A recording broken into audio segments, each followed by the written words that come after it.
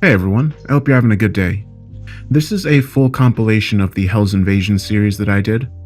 This has all 3 parts in it combined into one video, and then at the end I'll be giving my thoughts of the series like I normally do. I'd love to know what you think of this series, so please leave a comment letting me know. And with that said, enjoy the story.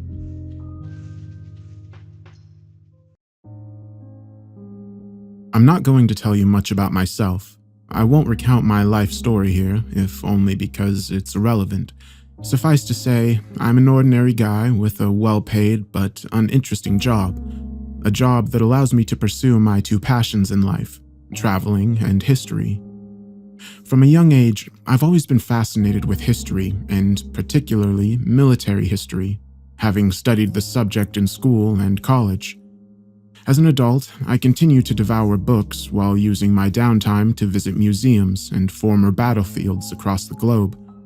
I've been everywhere from the beaches of Normandy to the jungles of Southeast Asia, and have visited institutions as diverse as the Imperial War Museum in London to the Military Museum of the Chinese People's Revolution in Beijing.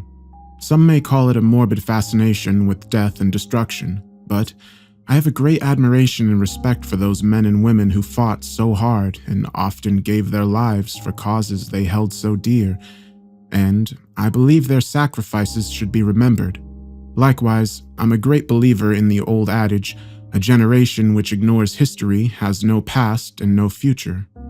In addition to my travels, I am also a member of several online forums and groups along with other military history enthusiasts from various parts of the world. Our aim is not only to engage in lively debate, but also to exchange knowledge and finds.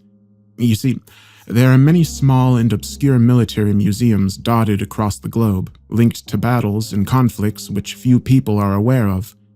Often, these small part-time exhibits are run down and of poor quality, but sometimes we'll find hidden gems telling stories that never made it into the history books.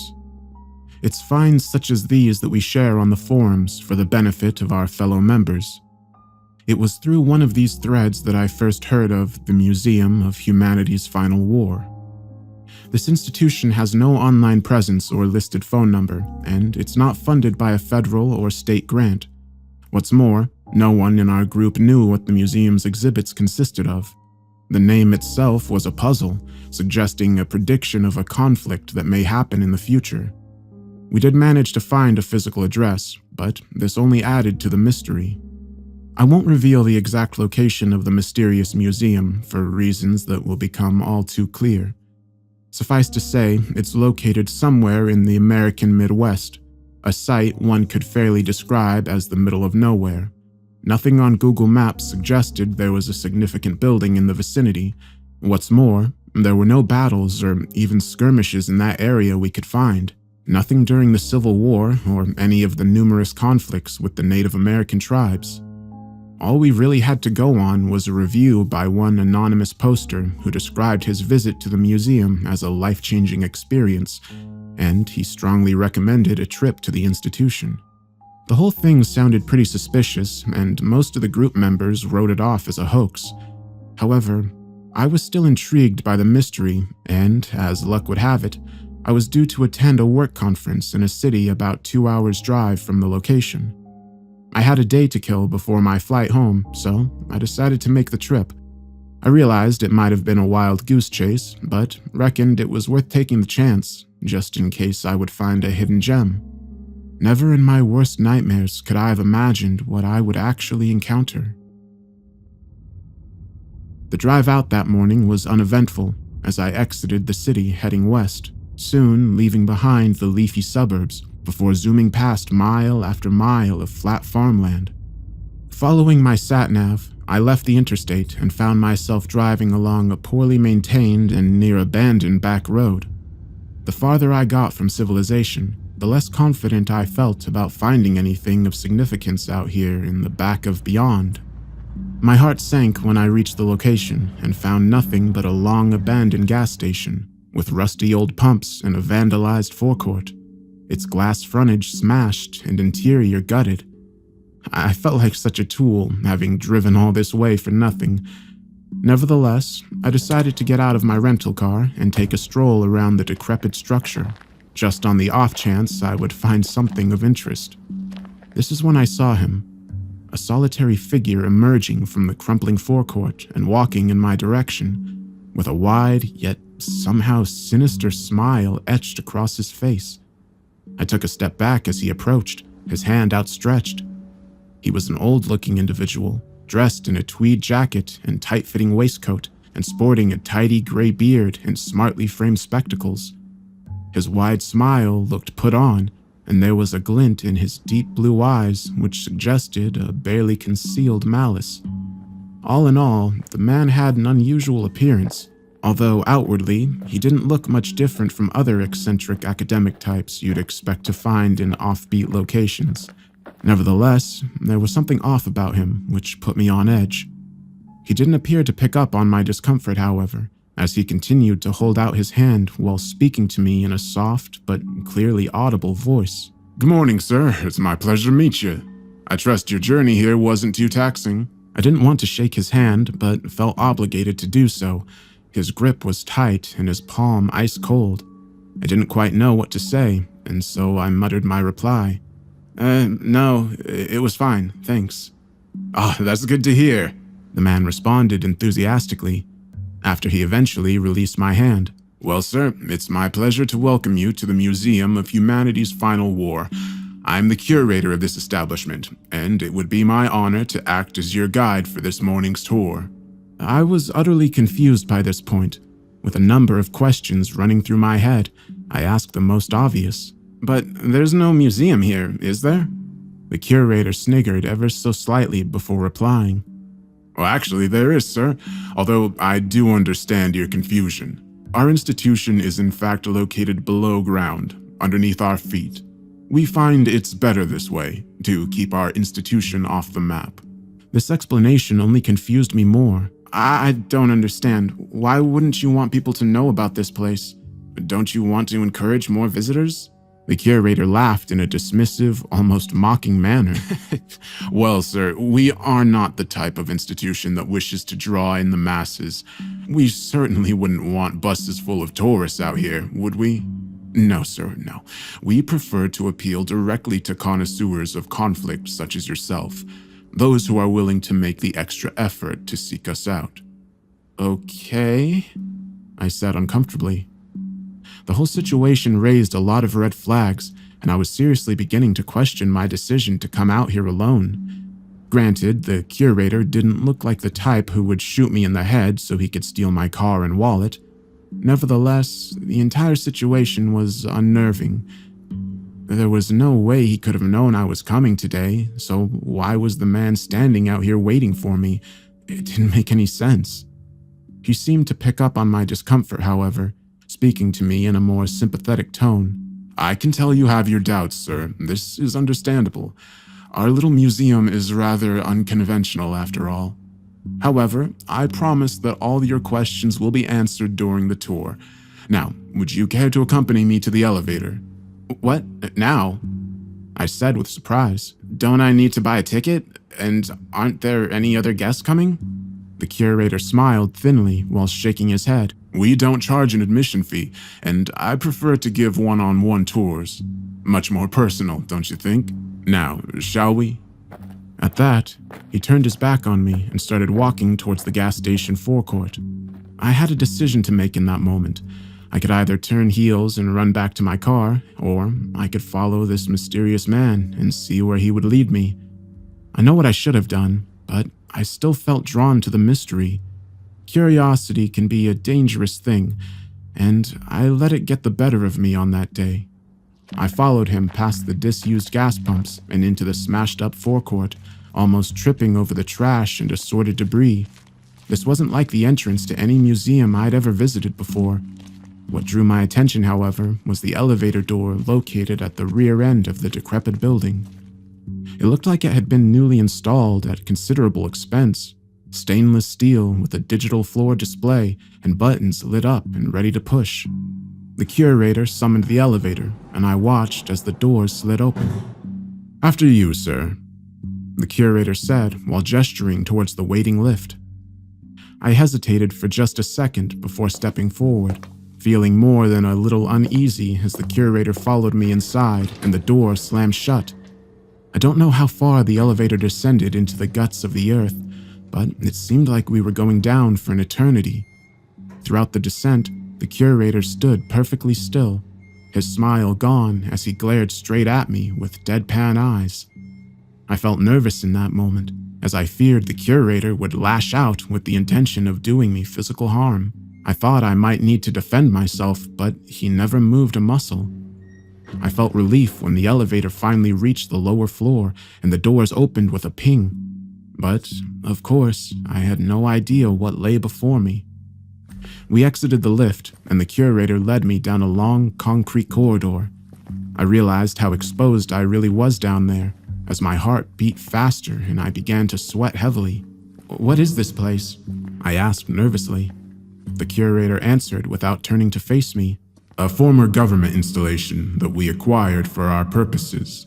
A government installation? I had images of a former missile silo or fallout shelter. This only added to the mystery and my apprehension. Finally, we reached the end of the corridor and found a security door blocking our path. The curator typed a code into the keypad, opening it and inviting me inside. When I stepped through those doors, I couldn't believe what I saw. A vast subterranean chamber, its ceiling at least 60 feet high and with a length of about 2 football fields. The vast bunker was filled with military hardware and weapons, big screens displaying footage, and so many exhibits behind perspex glass. It was a literal treasure trove of military history, making for one of the most impressive museums I'd ever seen. The only thing missing was a gift shop. I was truly astonished by what I saw before me as I walked forward in a state of awestruck wonder, only for the curator to stop me in my tracks as he placed an ice-cold hand on my shoulder and whispered in my ear, "Please, sir, I must insist that we stick to the official tour." I don't understand," I responded. "How did you get all this hardware?" "All will be revealed, sir. You just need to be patient. Now, shall we begin?" I nodded my head and submitted to his wishes. He led me to the first exhibit, the sign above the cordoned-off section reading, "The Beginning." The curator began to speak in an authoritative tone of voice. "What is war if not an act of conquest?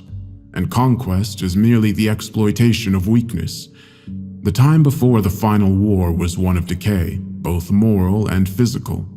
Human civilization had reached its nadir during the first half of the 21st century, an inevitable result of corruption, conflict, terrorism, pandemics, greed, and environmental destruction. All this meant the time was ripe for the enemies of humanity to make their move." The enemies of humanity? This expression puzzled me, but I stayed silent for the time being, hoping to find out more. "And of course, we played our role in promoting chaos, using fifth columnists to spread fear and hatred." He motioned me towards a big screen, which suddenly burst to life. The screen displayed CCTV footage of an office complex divided into cubicles, with workers sitting and staring at monitors. A second later, a lone gunman armed with an assault rifle burst into the building, firing without mercy at the unarmed workers, hunting them through the complex while reloading, slaughtering at least a dozen people before moving off screen, leaving blood and corpses on the floor behind him. The next piece of footage showed a man in a heavy coat entering what looked like a place of worship, with parishioners kneeling in prayer along the pews. The man walked halfway up the aisle before he was noticed, suddenly discarding his heavy coat to reveal a bomb strapped to his chest. Before anyone could react, he detonated the device, and the camera feed was replaced by static. I found the footage of these terror attacks overly graphic and distasteful, but made no comment. Beside the video display were various exhibits behind glass, including an AR-15 assault rifle and a suicide bomber's vest, along with details of numerous other attacks, as well as various schemes to promote political division and manipulate financial markets. When I'd finished reviewing the exhibits and material, the curator led me to the next section of the museum, entitled The First Strike. "No doubt you've heard of the 4 horsemen of the apocalypse: conquest, war, famine, and death. Well, horsemen are a bit old-fashioned for this modern age, and so, instead, we recruited 4 pilots, sleeper agents, trusted and respected after long and illustrious careers, the last people who would be suspected. When activated, our pilots took control of 4 flights, simultaneously coordinating 2 mid-air collisions, killing hundreds and spreading fear and confusion throughout the world. He switched on a video of news footage showing explosions in the sky and debris falling to the earth. I racked my brains but couldn't recall such a terror attack, although I noted there were similarities to the September 11th atrocity. "It's a terrible thing," I said, "but we've seen terror attacks like this before. How is this one any worse?" The curator nodded his head, smiling ever so slightly as he answered, "What mattered is not the number of casualties, but the people who died. One of the planes carried the Secretary General of the UN, the second held the wealthiest tech billionaire in the world, the third transported the head of the Roman Church, and the fourth, that was Air Force One, killing the US President and most of his senior staff." "I see," I replied, barely suppressing a smirk. "I reckoned I would have remembered if the President and the Pope had been killed by terrorists on the same day. Obviously, this was all fake, but why would anyone go to such efforts?" I thought about it for a moment, noting the great cost which must have gone into converting this space and the high production values of the news footage and the videos displayed. I reckoned a big Hollywood studio must be involved, and perhaps all this was to promote a new blockbuster movie. Maybe they were filming me right now, waiting to see my reaction. This was the only logical explanation I could think of, and so I decided to play along and see what happened. The curator talked me through the rest of the exhibit, which included debris from the downed planes and profiles of the victims, and then he moved on to the next area, entitled Shock and Awe. "The end of the world begins in a suitably climactic fashion," the curator continued, "with seemingly natural disasters of unprecedented ferocity. Earthquakes, volcanic eruptions, tsunamis, thousands will die in a few short hours. But this is only the beginning." He motioned me towards a screen, showing footage of devastated city streets, mass floods washing away acres of farmland, and lines of thousands of refugees fleeing from disaster areas. Next, the news showed aerial shots of huge and deep sinkholes, dozens of them spread across fault lines on each and every continent. The newsreaders explained how each hole was hundreds of feet wide and of unknown depth, and all the experts interviewed were baffled by their sudden appearance. As I watched the footage, the curator whispered in my ear, offering an explanation with just 2 chilling words: "Hell's Mouth."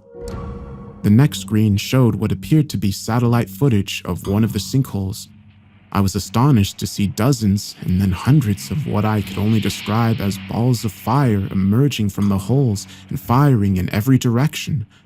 A wall of flame unlike anything I'd ever witnessed before. A narrator spoke over the footage in a monotone voice, explaining how each fireball was the size of an automobile and how they appeared to be guided by an unknown power, each with its own specific target.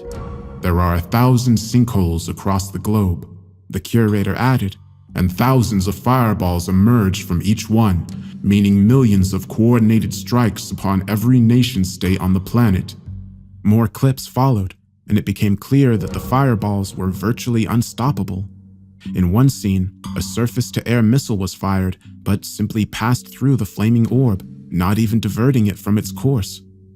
The next clip showed a squadron of F-22 Raptors flying in formation, all suddenly being struck in mid-air, blown to smithereens before either their pilots or automated defense system could react.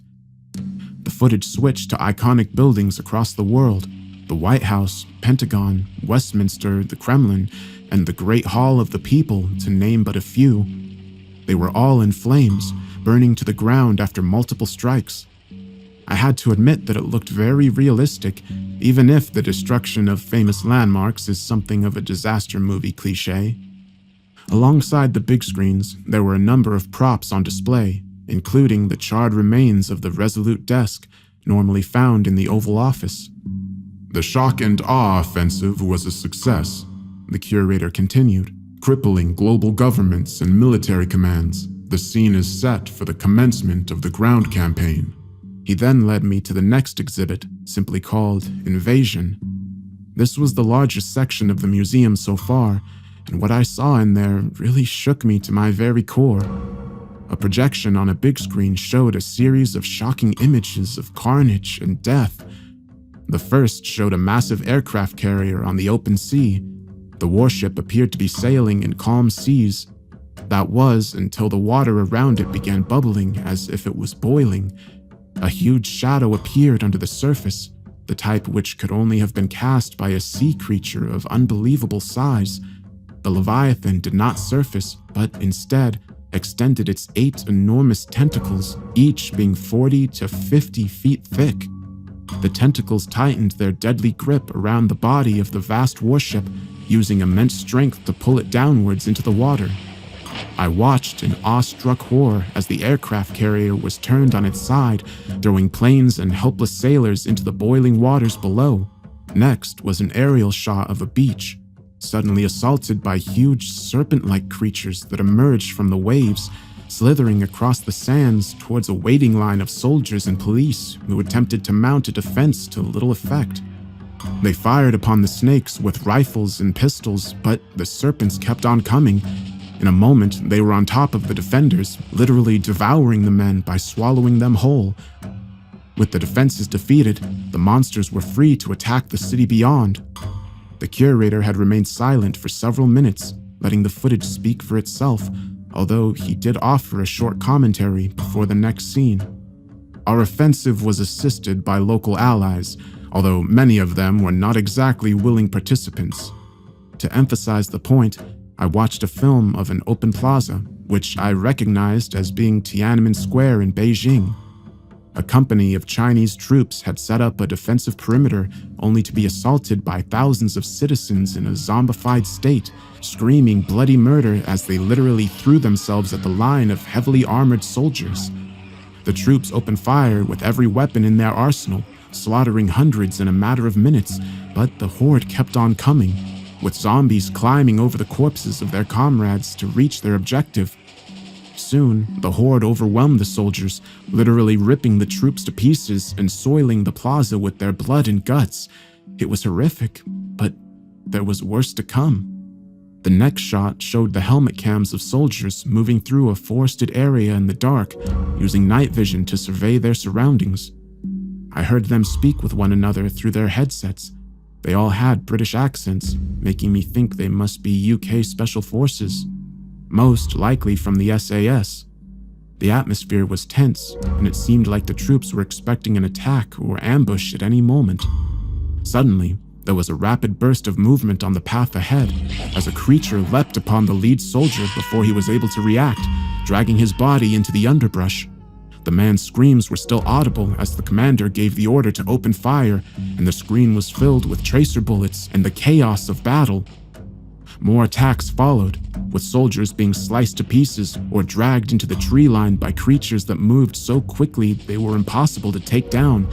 And then, the soldiers with the helmet cam looked up, seeing a monster perched on a tree directly above his head. He illuminated the creature with a torch mounted on his gun, revealing what I can only describe as a werewolf, its teeth and claws razor sharp and its eyes burning a demonic red.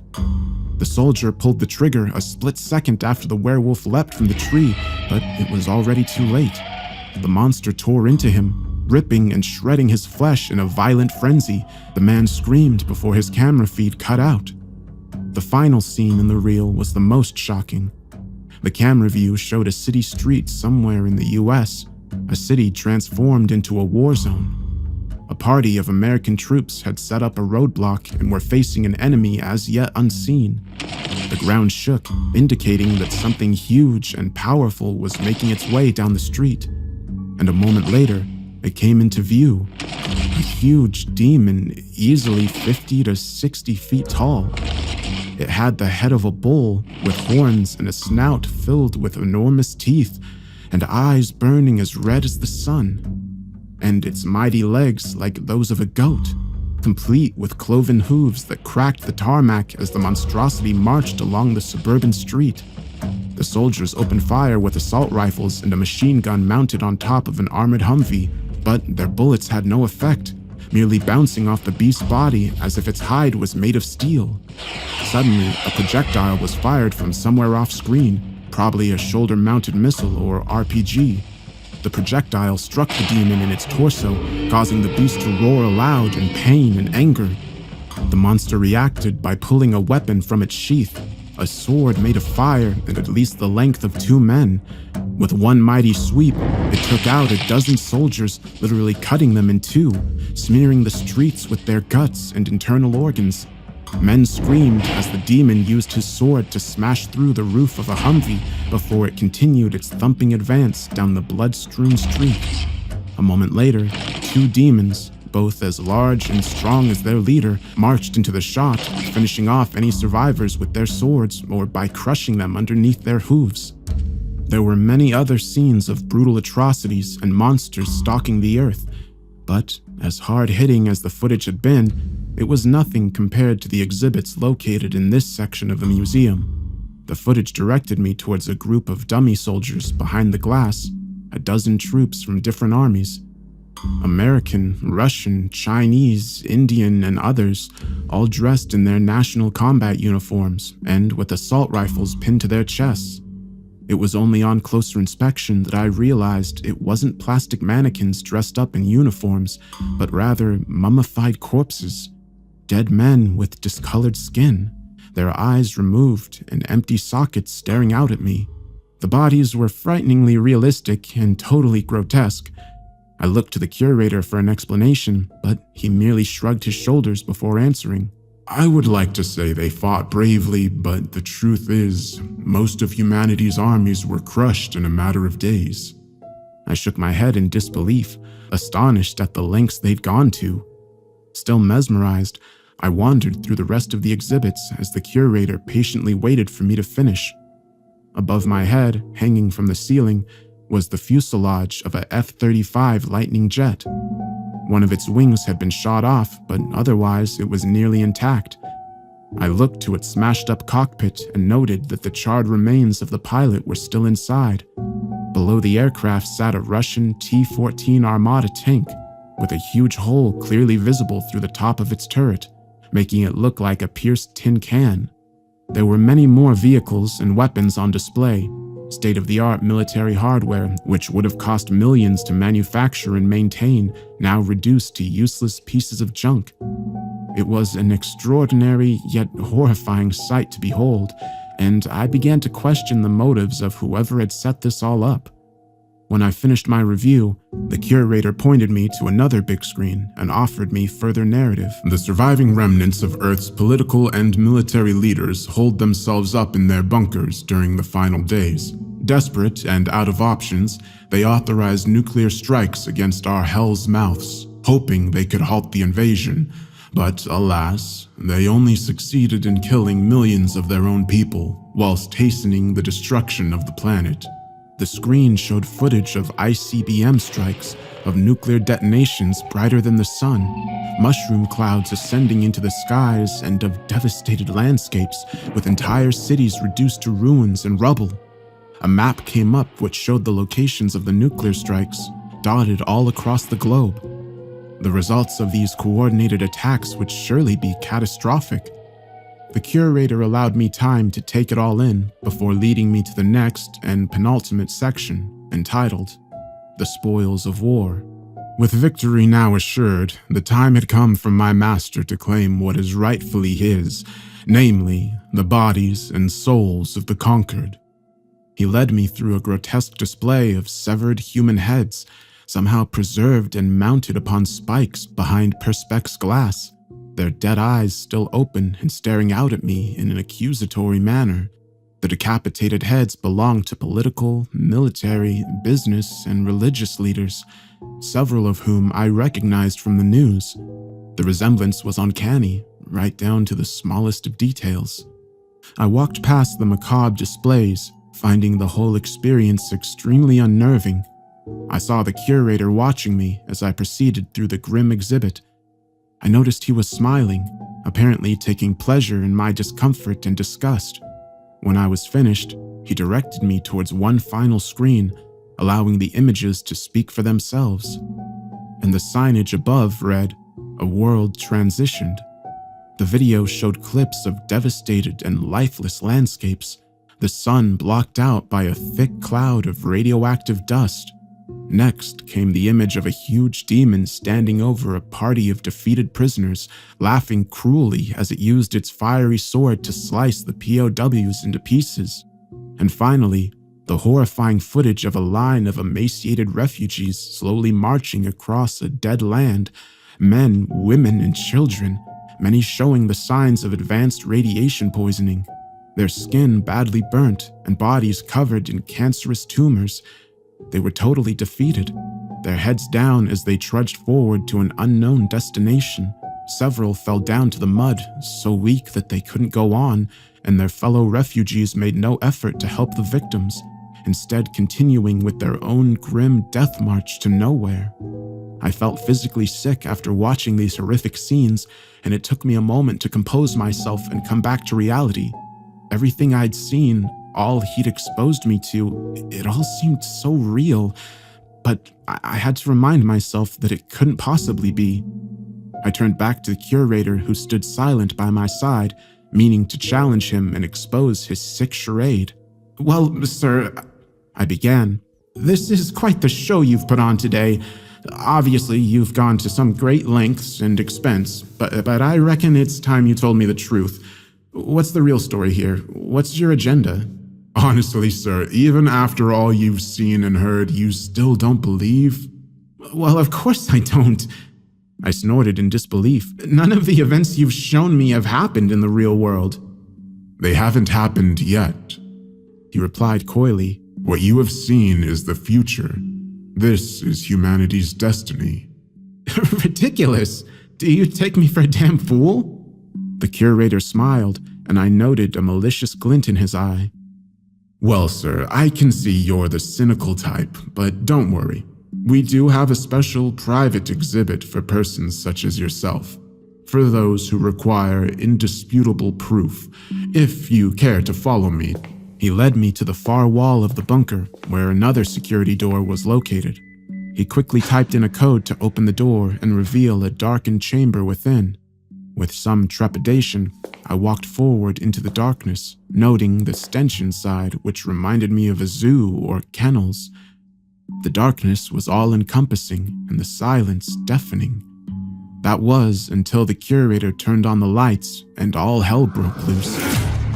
I was hit by a hellish conflation of sights and sounds so horrifying that I was forced to retreat, only to find the security door was shut, trapping me inside with these unspeakable horrors. When I eventually felt brave enough to turn around, I found myself face to face with a literal army of nightmares, monsters barely contained and mad as hell. The same as the ones on film, now locked behind a thick glass screen. It burnt as bright as the sun as it crashed against the walls of its prison, and when I examined the fiery orb in greater detail, I swore I could see a human face within the flames, a tormented soul trapped within.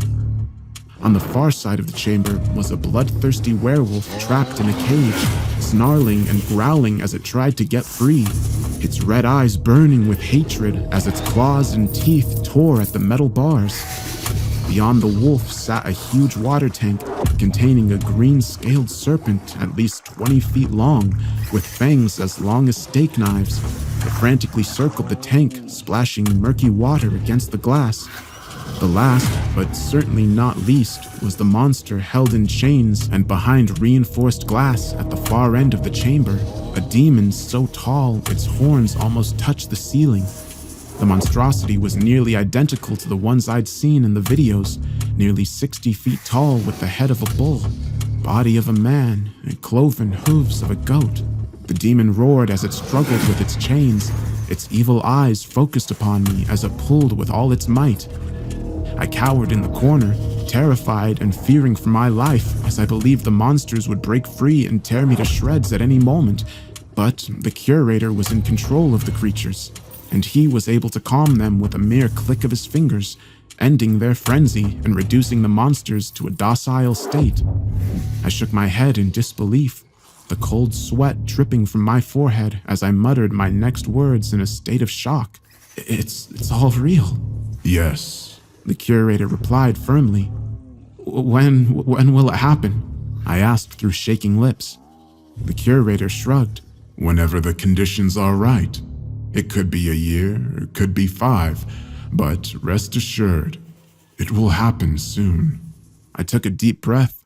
A million things were racing through my mind in that moment, but there was one fear which immediately came to mind. You're not going to let me leave this place, are you? I asked nervously, because now I know the truth. On the contrary, sir, the tour is now over and you are free to leave whenever you like. I was confused and suspected a trap. But I know everything. Aren't you afraid I'll tell people what I've seen? Tell whoever you want, he answered with a dismissive shrug. No one will believe you. The museum will not remain in this location, and you'll have no proof of what you saw here. At most, you'll contribute to the existing undercurrent of fear and paranoia, which will only assist in my master's plan. I shook my head in disbelief, feeling faint as the monsters continued to stare me down. Surely you don't think you'll get away with this? I demanded. Oh, I know we will, he answered confidently, the glint in his eye turning into a look of pure evil.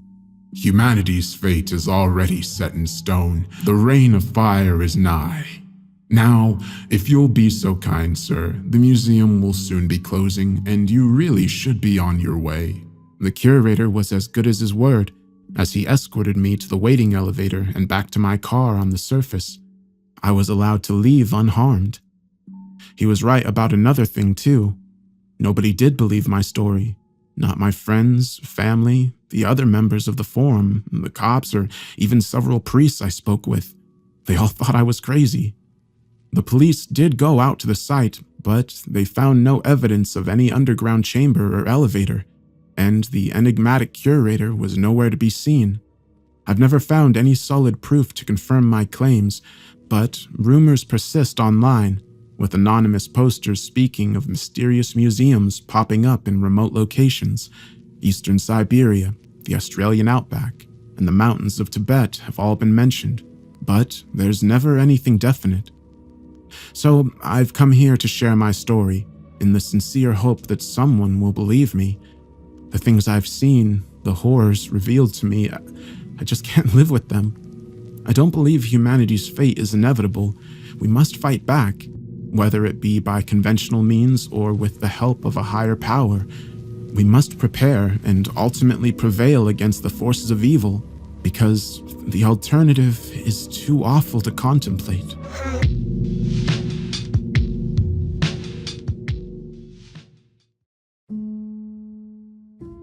This is a story I promised to never tell. For years, I told myself it wasn't real, that I'd suffered from a paranoid delusion or mental breakdown on the day it happened. Even now, I still can't fully rule out a mental health episode during my youth, but in the 20 years since, I've never experienced anything like it, nor have I been able to determine any logical explanation for the bizarre and terrifying occurrences. So, unless I was secretly slipped some previously unknown psychedelic drug on the morning in question, I must conclude that my experience was real, and this is what terrifies me to my core, because as time goes on, I fear that the horrors I was exposed to back then will one day come to our world, and when that day comes, God help us all. But I'm getting ahead of myself, so let me take you back to that fateful morning. I was a first-year history student attending a well-known university. I won't name my school here, but suffice to say, it's not notorious for paranormal occurrences or unexplained incidents. Sure, it's an old university with its fair share of urban legends and ghost stories, but nothing that really stands out. But tales of phantoms and ghouls were the last thing on my mind on that Wednesday morning.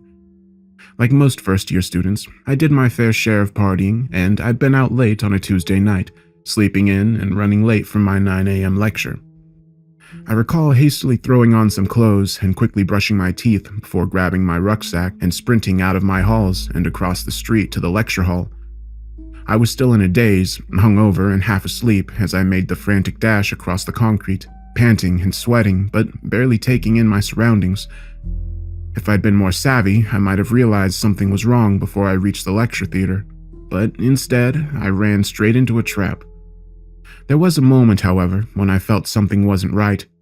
It came just as I ascended the stairs and prepared to push open the lecture room door. It was like some kind of sixth sense, a primal fear buried deep in my subconscious, or perhaps my soul itself. I experienced a literal chill down my spine, freezing momentarily with my hand on the ice-cold door handle. It was like there was a voice screaming inside of my head, telling me that I shouldn't go inside. I should have listened to my instincts, but I was young and foolish, telling myself this was stupid and I had nothing to fear. And so I pushed the door open and entered, making a decision that I'll regret for the rest of my life. At first glance, the interior of the lecture hall didn't look anything out of the ordinary, as I observed rows of seats set up in an amphitheater style, facing down towards the podium where the lecturer stood over a projector screen showing a PowerPoint presentation. Rows of students sat in tight formation, all sitting in total silence with their eyes facing front. It was eerie how quiet it was inside that theater. You literally could have heard a pin drop. This was my second indication that something was off about this classroom. Usually you could guarantee some chatter from the back seats, with somebody messing around or slacking off, but not with this class. They were the most well-behaved and focused students I'd ever encountered. And this wasn't all. There must have been close to 100 students inside that lecture theater, and they were all dressed identically. Now, even 20 years ago, you'd expect to see some diversity amongst young people attending university. This is the time for experimentation, after all. For trying out new styles and fashions and breaking the mold, but this lot clearly hadn't gotten the message. Each and every one was dressed in a dark black uniform, shirts and trousers for the boys, blouses and long skirts for the girls. Not only that, but they all had the same hair. The boys with short crew cuts and girls with hair tied back into neat buns. None of the females wore makeup from what I could tell. And clearly, I was the last student to arrive for the lecture, and I felt very uncomfortable as I walked down the aisle in search of a seat. But no one turned to look at me or even acknowledge my existence. They all kept their eyes on the front podium, their faces emotionless and devoid of expression. This was freaky enough, but then I saw the lecturer. On the surface, our teacher seemed quite normal. A middle-aged academic type, dressed in a tweed suit and sporting a well-trimmed goatee beard. He wore reading glasses, which he lowered ever so slightly as he watched me approach. Alarm bells were ringing inside my head as I looked into his dark eyes and observed a barely suppressed malice. I'd never met this man before, but could tell straight away that he hated me. I had no idea why. I was so taken aback by his hateful glare that I simply stood there in the aisle, frozen by a terror I could not explain. And then he opened his mouth to speak. His voice was deep, piercing, and almost inhuman. Good morning. Nice of you to join us. Such a comment wasn't unexpected, but his tone was more accusatory than sarcastic. I physically shook as I struggled to find the words to respond. I'm sorry I'm late, I eventually stuttered. Well, make sure it doesn't happen again or you will regret it. That was a threat, pure and simple. I had no doubt that this man would punish me for any slight indiscretion. Now, take a seat so we can get started. I did so without hesitation, practically jumping into a chair located on an empty row, 3 from the front. I glanced over my shoulder only briefly, looking above the heads of the student clones and back to the door. I realized then that I should have listened to my instincts and walked away, but it was too late. There was no way I could slip away now, not with the lecturer's cutting glare upon me. I was here for the duration, but I couldn't have imagined what this fiend would expose to me over the next hour. Now, before we begin today's class, I have some housekeeping to deal with. First off, health and safety. The university authorities have asked me to remind you all that there are no emergency exits in this building. So, in the case of a fire, you're all going to fry. This struck me as a joke in very poor taste, but the lecturer kept a straight face, and there wasn't even a snicker from the assembled students. And your essay assignments are due on Friday. The penalty for late submission is 20 lashes from the Cat of Nine Tails. No exceptions. What the? I thought, but didn't say. 20 lashes? Was this psycho really advocating corporal punishment? I couldn't even believe what I was hearing, but the weirdest part was still to come. Right. Let's pick up where we left off last week. Our topic, the Final War, 1939 to 42. He clicked the remote control device in his hand to show the first slide in the presentation, which repeated the course title, displaying the words using a black Gothic font against a blood-red background. I had to think for a second before I realized the obvious problem with the course title. The lecture I was meant to be attending this morning was on the Second World War, and of course this global conflict lasted from 1939 to 45. What's more, I've never heard of this period referred to as the Final War, a title which would be factually incorrect for obvious reasons. My confusion grew as the creepy lecturer presented the next slide. This included an old black and white photograph of a ruined city. I noted how every building was reduced to rubble and saw the crater-like hole which swallowed up the debris. This did not look like a crater caused by a bomb or artillery shells, but rather a deep, gaping opening in the ground which had no logical explanation. The text above the grim image was equally disturbing, as it read, 1942, the year hell rose up. I was still pondering the meaning of all of this when the lecturer moved on to the next slide and began his explanatory narrative. The image on screen was familiar to me, a map of Europe circa the autumn of 1942, when the Nazi Empire was at its greatest extent, stretching from France in the west to the Volga in the east, and Norway in the north to the Sahara in the south. The next map showed Japanese conquests in the Far East, extending across China, Southeast Asia, and most of the Western Pacific Rim. This was the point of the war where the Axis powers seemed to be on the verge of victory as their militaries conquered and occupied vast swaths of territory and oppressed millions of people. But, of course, the Allied powers were mustering their forces and preparing counterattacks across multiple fronts, mobilizing vast armies and resources to achieve a total victory by 1945. But this lecturer had a very different story to tell. The course of the war to date had gone reasonably well from our perspective. The Nazi juggernaut had swept across Europe, toppling nations, destroying armies, and slaughtering countless innocents. Disciples of chaos, violence, and bloodshed. Perhaps the best we've seen throughout human history. Yes, the fascists proudly bore the mark of Cain, but they weren't the only ones. The godless Soviets were quite happy to starve and shoot millions in pursuit of their workers' paradise. The Japanese conquered and enslaved their fellow Asians, and even the liberty-loving British and Americans could justify bombing cities into the ground. Yes, evil was flourishing, and violence had become normalized on the mortal plane. Mankind had created this bloodbath, and they unwittingly presented us with the perfect opportunity to rise up and launch our own assault upon the earth. I visibly shook when I heard those words. What I was hearing made no sense whatsoever. It was farcical, and I wondered whether this was all some kind of elaborate practical joke. But deep down, I didn't believe this was the case. Everything I'd seen and heard seemed so real. I'd never been a great believer in the paranormal or spiritual world, nor was I a particular fan of science fiction. I couldn't fathom the idea that I'd somehow been transported to a different dimension or plane of existence, but my instincts told me I was in mortal danger.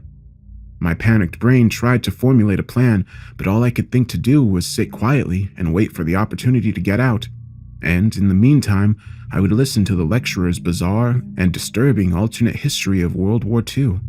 The next slide was a more detailed map of the Caucasus region of southern Russia, centered around the city of Stalingrad, a scene of perhaps the most famous battle of the entire war. A city named for one despot and craved by another. Stalingrad was the scene of some of the most brutal violence in human history, savage urban warfare between two vast war machines.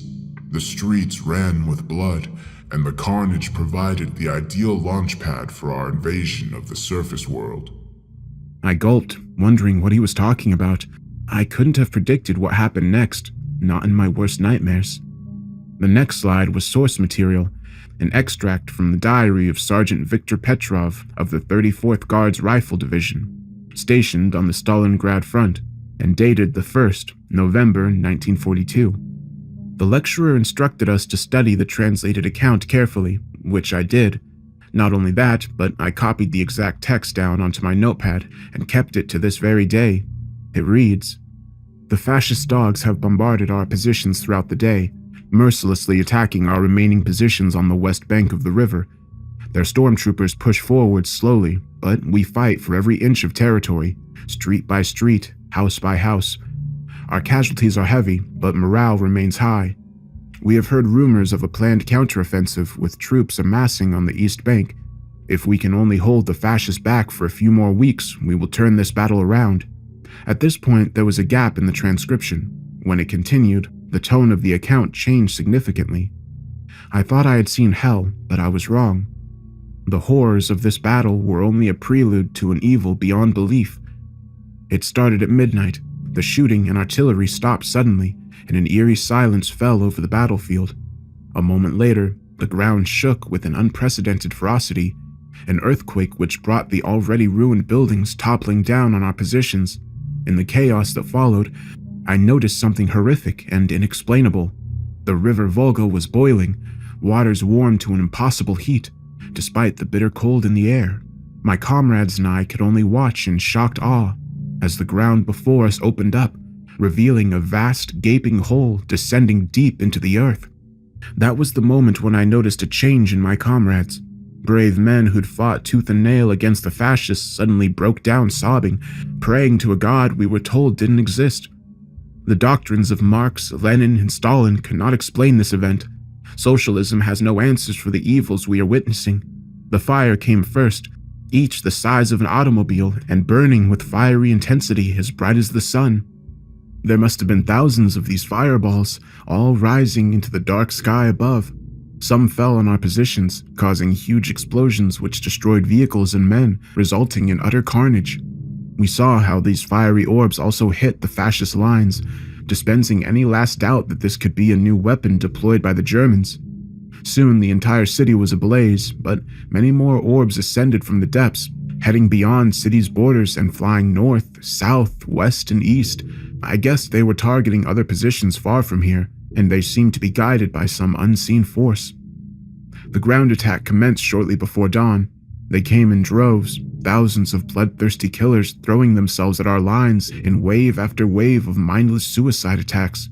We rallied our comrades and fought back with everything we could muster, hitting the new enemy with rifle, machine gun, and artillery fire. We must have taken down thousands, but they kept on coming until our ammunition was almost exhausted. By the time the attackers reached our lines, we made a horrifying discovery. The enemy soldiers had once been people like us, but they were no longer human. The best way I can describe them as is undead. Zombie-like legions whose rotting corpses have been brought back to life, their bodies controlled by some kind of evil presence. We saw how some still wore the tattered uniforms of our army and that of our Nazi enemies. The dead are literally waging war against us. The political commissars were the first to break, abandoning their positions and fleeing like the cowards they are. My comrades fought bravely, engaging the enemy hand by hand after we ran out of bullets, but the outcome was inevitable. There were too many of them and our assault was relentless. I was one of the few who escaped the slaughter, watching on in horror as those damn ghouls ripped my comrades to pieces and feasted on their still warm flesh. I can still hear the screams from my current position as I cower in a basement beside a squad of SS soldiers, my former enemies, now unlikely allies against this hellish legion. I don't expect to survive this day. And that's where the transcript abruptly ended. I could hardly focus on the lecturer's words as he continued the class, and I tried to comprehend what I just read. I told myself that it couldn't be real, but photographic evidence soon followed. The first image displayed on the PowerPoint showed a night sky lit up by thousands of burning orbs, just like the witness had described. The next was a graphic image of savagery and bloodshed. The photographer appeared to be on the roof of a building overlooking the blood-splattered city square overrun by zombie-like foot soldiers who feasted upon the entrails of dead and dying soldiers, both Soviet and German. Last came a grainy black and white image of something truly terrifying. A vast gargoyle-like creature perched on top of a ruined building, its wings folded. I noted its evil scowl, exposing rows of dagger-like teeth and the blackness in its eyes, like those of a shark. Seeing those foul images only added to my anxiety, but somehow I was able to compose myself enough to keep listening, and the twisted professor continued his lecture. The hellmouth that we opened beneath Stalingrad was the first, but many more followed over the days to come. Our forces launched coordinated attacks on every front across Europe, Asia, and North Africa, and indeed we opened new fronts far from the previous conflict zone. The Americas, Australia, India, no nation or colony would escape our glorious onslaught. To confirm his point, the lecturer clicked onto the next slide. A map of the world showing the location of multiple hellmouth as he described them, located across each and every continent. Given what I'd seen and heard about the assault upon Stalingrad, I could only imagine the horrific impact of these multiple invasions on a world already torn apart by war. But there was worse to come. The next slide included a hyperlink to an audio file, which the lecturer promptly played over the speakers. The clip was a news broadcast by BBC Radio in London, dated the 7th of November, 1942. The newsreader's name was unknown. Ladies and gentlemen, this is today's news. I am reporting from our nation's capital, a city in flames. We have lived through the relentless German bombing during the dark days of 1940, but this latest campaign of wanton destruction is at least 10 times more severe. For the past 72 hours, our great capital has been subjected to a constant bombardment by fiery orbs, all of which appear to have ascended from the so-called hellmouth located in central France. The devastation and carnage is unprecedented, with hardly a district of London remaining untouched by this indiscriminate attack. Reports are sketchy, but it appears that all our major landmarks have been hit and are now in flames. St. Paul's Cathedral, the Houses of Parliament, Tower Bridge. Generations of our history and heritage destroyed, engulfed by an unholy fire. Our brave airmen and ground defense teams have fought frantically against the onslaught, but it seems they are almost powerless against this hellish force. The ground assault began at dawn yesterday morning and was similar in nature to what we've seen on the continent and in Russia. Mindless zombie-like hordes have taken to the streets, attacking soldiers and civilians alike in a merciless, bloody frenzy. Casualty numbers are unknown, but are certainly in the thousands. The newsreader paused for a moment. When he spoke again, a raw emotion was evident in his previously monotone and clipped voice. The whereabouts of the royal family and the government are unknown. We are unable to confirm reports that the Prime Minister perished whilst personally leading the defense of Downing Street.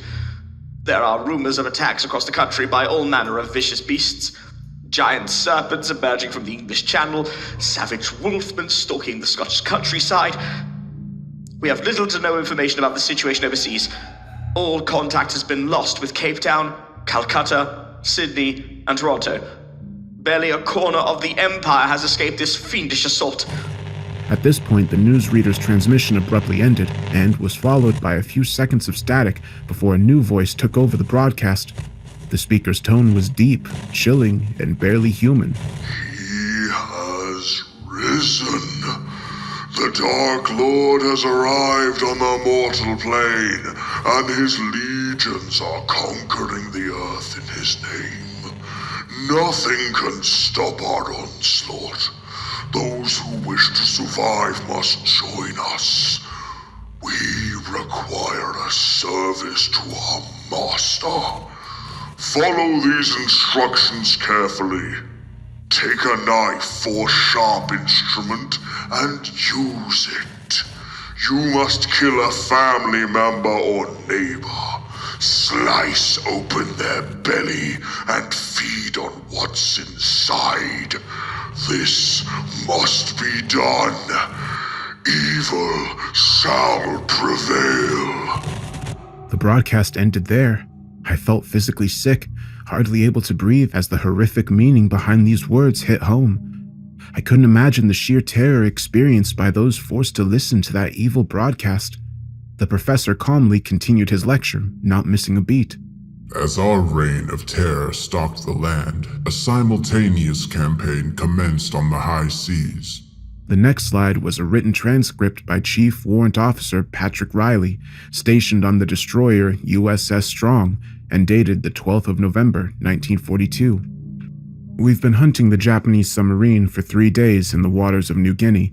They sunk 3 American ships already and killed a lot of my friends, so we took the hunt personally. Our ship had been at sea for almost 2 months, and so we had little idea of what was happening back home. We heard reports of attacks on the US mainland, but reckoned it was a new Axis offensive, so this made us all the more determined to strike back. The enemy captain was good because he'd evaded us for days, disappearing without a trace after torpedo attacks on our ships. That's why we were astonished when the sub suddenly surfaced in broad daylight, only about half a mile from our starboard side. The enemy boat was literally a sitting duck, but the order came down to hold fire. We thought they might have experienced mechanical difficulties and wanted to surrender, but this wasn't the case.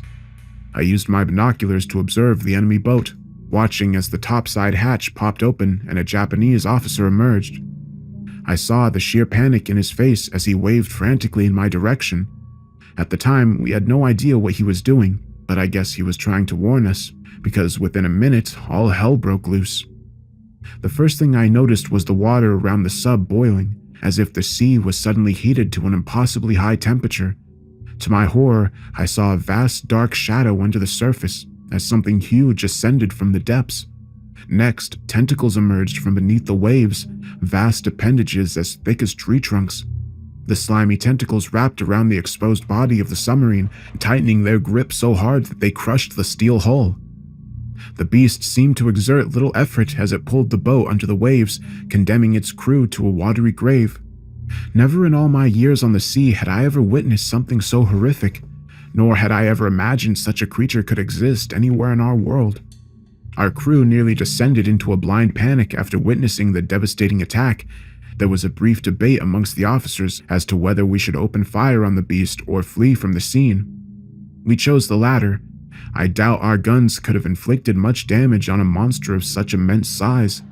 We sailed north at top knots, but didn't make it far. The beast covered the distance in a remarkably short time, and we were horrified to see its huge tentacles ascending, each with multiple suckers the size of a man's head. The monster wrapped itself around our ship's hull, slowly pulling our boat down below the surface. At this point, discipline completely broke down as men cried and screamed and did whatever they could to escape the sinking ship. I was thrown overboard in the scramble, falling into the boiling water below, screaming as my skin was badly burnt. As my frail body sank below the surface, I saw the beast's huge, gaping maw, a beak-like mouth big enough to swallow our ship whole. When I stared into its open jaws, I saw a dark abyss, a blackness I feared could swallow up the entire world. I didn't want to fall into those jaws, so I fought with all my strength, kicking my way back to the surface.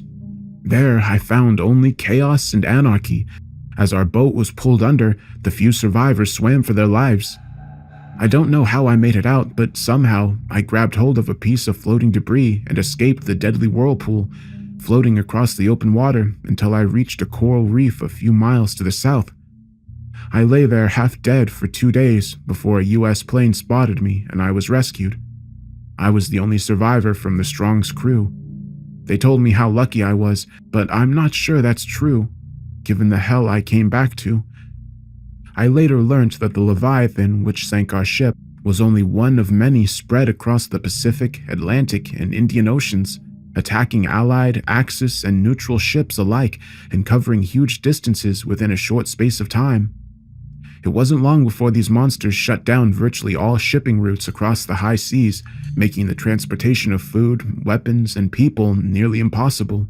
The accompanying photograph on the next slide showed an American aircraft carrier being attacked by one of those leviathans, its vast tentacles wrapping around its hull as planes and sailors fell helplessly into the hot waters. I shook my head in disbelief, trying to imagine the sheer terror those men must have experienced when they were attacked by this huge monster from the depths. The next slide was a global map similar to the one previously displayed and showing the location of the Hellmouths.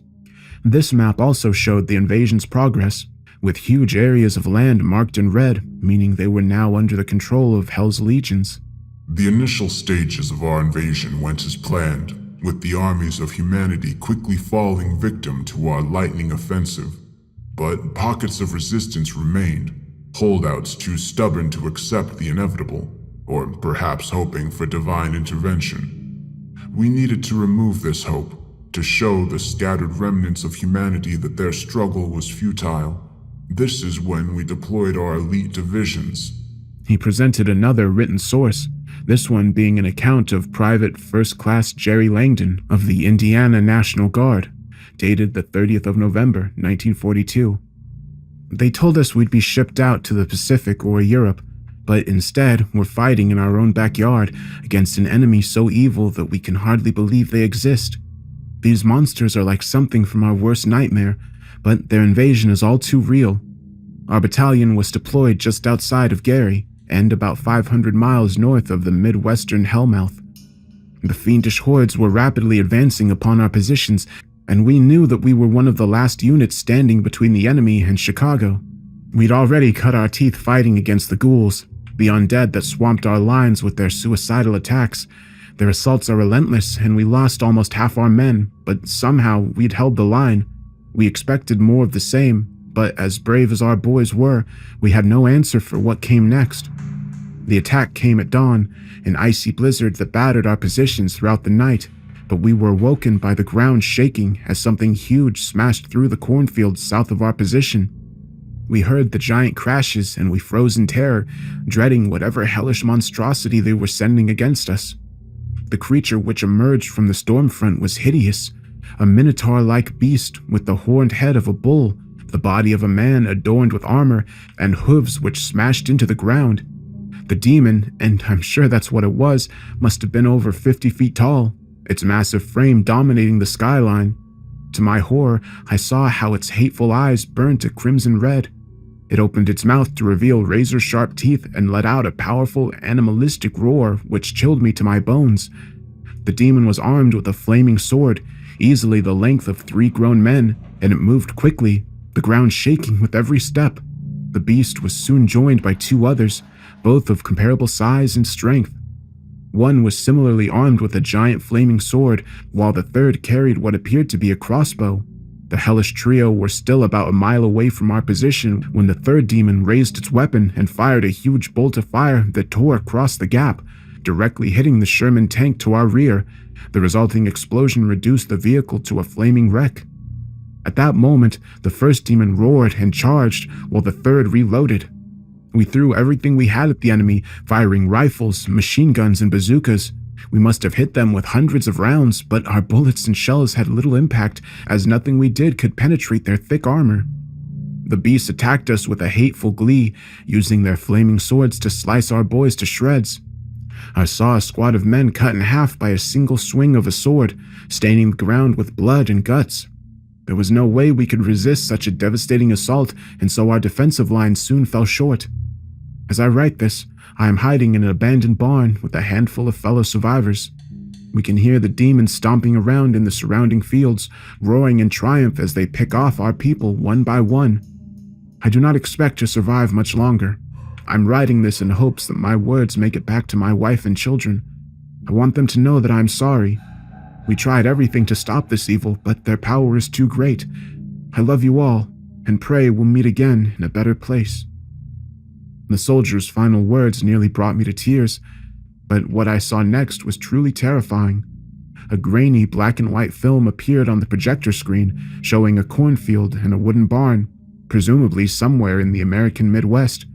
The ground beneath the cameraman's feet shook, making it difficult for him to hold the camera steady. Then the demon came into shot, its huge frame dominating the skyline.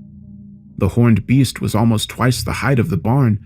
I noticed how the thick steel armor it wore was marked with dents, presumably caused by bullets, but the beast did not appear to be wounded.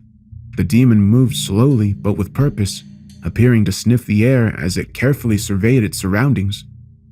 The beast reached out with its mighty clawed hands, tearing the roof off the barn and reaching inside. To my horror, I watched it picking up a screaming figure, a woman by the looks of it. It sneered with an evil look in its eyes and crushed the woman's body in its fist before ripping her in 2 pieces and casually tossing her remains into the cornfield. Then the film ended. I barely had a moment to breathe before the next horrifying film began. This one appeared to be taken from the cone of a fighter jet. As it strafed enemy forces on the ground, it came in low, firing its twin machine guns at the huge frame of yet another giant demon. The beast roared with rage as it looked up, swinging its sword at the plane which had flown in too close. It struck the aircraft like a cat would strike at a pigeon, cutting through it with fire and abruptly bringing the footage to a brutal end.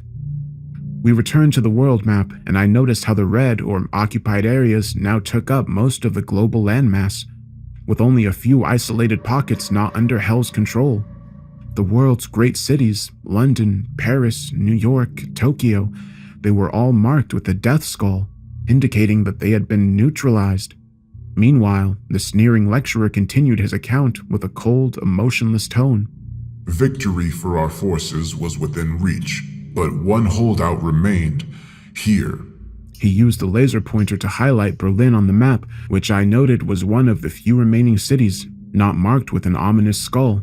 This is where humanity made their desperate last stand. Another transcript followed, this time from the diary of Hauptmann Heinrich Müller of Wehrmacht's 163rd Infantry Division, dated the 19th December 1942. Today, the shattered remnants of my division arrive in what they're calling Fortress Berlin. The generals have told us this is where we will break the fiendish invaders, but few of us believe this is possible. We will surely die in this city, but at least we'll die fighting. Berlin is already a graveyard, having been subjected to a constant bombardment of their damned fireballs, but we have learned some lessons from the disaster at Stalingrad, using the ruined buildings to our advantage as we engage the enemy in urban warfare. Perhaps we will hold them back, for a time at least. Our forces are quite the mixed bunch, consisting of battered Wehrmacht units, the remnants of the Red Army, and a scattering of French and Poles. Air support is being provided by the few planes the Luftwaffe and RAF have left. We even have some free Jewish prisoners fighting as auxiliaries, and the price we paid for this tenuous coalition? Deposing Hitler and his Nazi cronies. They're all dead now, replaced by a junta of Prussian generals who rule over what little remains of the German Reich. We are anticipating simultaneous attacks from both the west and east, and our recon planes have reported huge forces amassing on the city's borders. We can deal with the zombie hordes as long as our ammunition supplies hold out. The giant demons are a far more serious foe, however. The generals tell us they can be killed by concentrated artillery bombardment or aerial bombing. Time will tell whether this is true. The weather is bitterly cold, and the tension and fear inside the city is palpable. Every day we lose more people, soldiers and civilians both. Many die from exposure or starvation, while others have committed suicide, and some have gone over to the other side. One of our patrols called into an apartment block last night after reports of a disturbance. They entered a family home to find a horrific scene. The mother and 3 children were laid out across the floor, their throats slit from ear to ear and their bellies cut open, exposing their innards in a sickening display. The father still had the butcher's knife in his hand. His mouth dripped with blood, and there was a crazed look in his eyes, like he stared into the abyss for too long, the darkness having driven him insane. He charged at our men with the knife raised, unleashing a hellish wail as he came. 2 soldiers pumped him full of bullets with their MP40s, hitting him with almost 60 rounds before he finally stopped breathing. Sadly, incidents like this have become commonplace. We have heard little from the rest of the world. The support we hoped to receive from the Americans has not been forthcoming, and the reports we've received say the entire east coast of the US is ablaze. The few survivors who make it out of the enemy-held territory describe scenes of unspeakable cruelty and a biblical-scale slaughter. Perhaps our ramshackle army is the last significant resistance to Hell's invasion. We stand ready to fight as humanity's final hope. The next excerpt was dated the 23rd of December, 1942. I transcribed it as follows. The attack began at dusk as thousands of fireballs fell on our position with deadly accuracy, setting the city ablaze. Next came the Harpies, flying beasts which ascended from the dark skies to pick off our troops. Our anti-aircraft gunners had some success in combating these winged beasts, but our success was short-lived. The ground attack commenced at midnight in the same manner we've come to expect, with hordes of undead assaulting our lines, closely followed by towering demons. Wave after wave of the enemy fell under our fire. One of the demons was slain by heavy artillery fire, resulting in a chorus of cheers from our men, but once again, our victory was only temporary. The demons always fight in threes, and the other two reacted with a fury to their comrade's death, smashing our guns to pieces with their flaming swords. Our losses have been heavy, and we've been forced to abandon the suburbs, withdrawing our remaining forces to the city center. Here we shall make our final stand. The final entry was dated the 25th of December, 1942. Today is Christmas Day, but there is no cause for celebration. All the joy, the hope, and the love is gone from the world. All that is left is pain, suffering, and death. The enemy has taken control of the streets, forcing us beneath the ground. We are sequestered in the bunkers underneath the ruins of Rexdog, accommodation originally built for the Führer and his staff. I can hear the wails of the harpies and roars of the demons even through the concrete walls. The beasts are tearing at the steel doors, and it won't be long until they break through. We will fight to the last man and the last bullet. Surrender is not an option. I have had time to think during these hours, to consider what has brought us to this terrible conclusion. Why did the legions of hell so suddenly emerge onto our mortal plane, and why has God abandoned us in our hour of need? I can only conclude that we brought this evil upon ourselves. The horrors we inflicted upon each other during the human war, the carnage and wanton slaughter. We paved the way for Satan's invasion. There was no one else to blame. I can hear them coming for us, tearing down the corridors. This is the end of everything. I had a lump in my throat and tears in my eyes by the time I finished reading the tragic account. I remember my right hand shaking uncontrollably as I continued to grip my pen. I had little time to consider the horrendous implications of what I'd just read, however, as the lecturer shot a sadistic smile and presented his final slide. And so, our glorious victory was complete. The age of mankind was at an end, and the time had come for our master to claim his spoils of war. Another film reel played over the projector, this time showing a horrific procession through a ruined city. I saw a company of demons stomping down a rubble-strewn avenue and a flight of hideous harpies soaring in the skies above. Suddenly, the camera panned upwards, showing a dark cloud front above the devastated city. I watched on in mesmerized horror as the clouds transformed and a face emerged from behind them. A horned beast with burning eyes and a wicked, hateful scowl, more terrifying than anything I'd seen up to this point. I swore the beast was staring directly at me as the recording continued. I wanted so badly to look away, but was unable to do so, as those hideous eyes held me in a bewitching trance. The film ended as suddenly as it had begun, releasing me from its spell, but my relief was short-lived. To my fresh horror, I realized that everyone in the lecture hall was staring directly at me. The professor's eyes were filled with rage, while the students appeared like wild animals, suddenly transformed into an unholy horde. The lecturer opened his mouth to reveal a gaping blackness, and he pointed and screamed at me with all the force of hell. You do not belong here! My instincts kicked in as I realized I had to get out. There was barely any time to grab my notepad before I sprinted up the aisle and towards the exit. The zombified students cried out in unison, emitting banshee-like wails as they darted towards me, their claw-like hands reaching out to grab me. Somehow, I made it through the violent scrum and out the door. I expected fresh air, but was instead confronted by a stifling heat and a foul stench like rotting flesh. When I looked up into the sky, my heart almost dropped. It played out exactly like in the film, the storm clouds parting to reveal his hideous face staring down upon me, his fiery eyes holding me in a paralyzed trance as he opened his maw to reveal rows of shark-like teeth.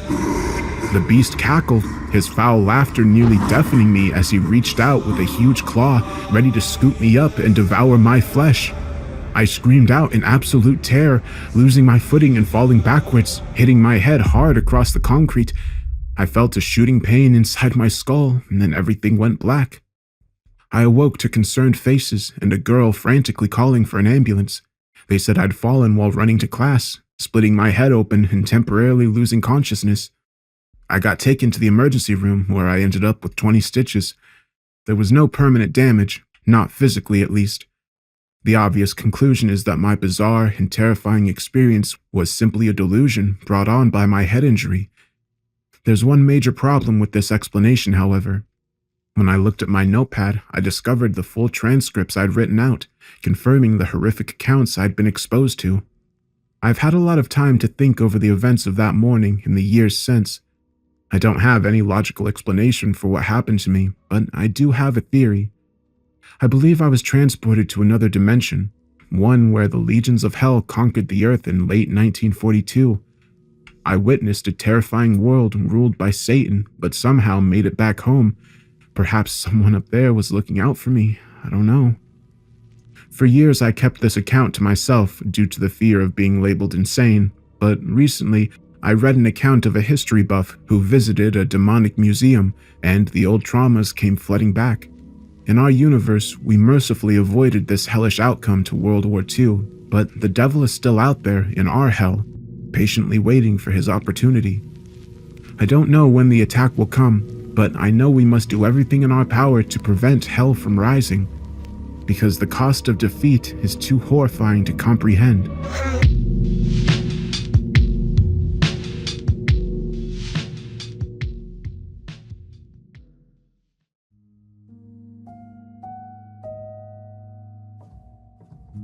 War is hell.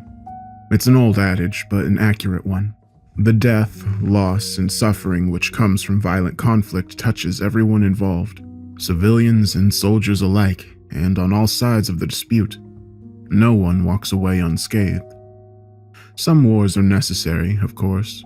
Nations have the right to defend themselves against unprovoked aggression, and populations are sometimes justified in rising up against oppressive governments and dictators. Wars can result in acts of bravery and heroism that are unparalleled in human history, but they will also unleash some of our darkest impulses, unlocking primal instincts and justifying terrible acts of violence which would be considered murder in times of peace. But the many conflicts we've seen over the centuries all have one thing in common. They've all been fought between human beings. But the final war, if and when it comes, will be one for the survival of our species, as we come together to desperately resist the legions of hell. By now, you've no doubt heard the accounts of my predecessors, the history enthusiast who visited a secret museum telling the story of a future apocalypse, and the student who unwittingly stumbled into an alternate universe, attending a lecture charting hell's victory over Allied and Axis forces during World War II. And who am I, you might ask? Well, that's not really important. I wish to remain anonymous for my own reasons, but let's just say that I have a vested interest in these tales of hellish conquests and extinction events. Many will write them off as nothing more than scary stories on the internet, but I always believed that there was more to it. I went out to seek the truth, and I found it. A big part of me wishes I hadn't embarked on this dangerous quest.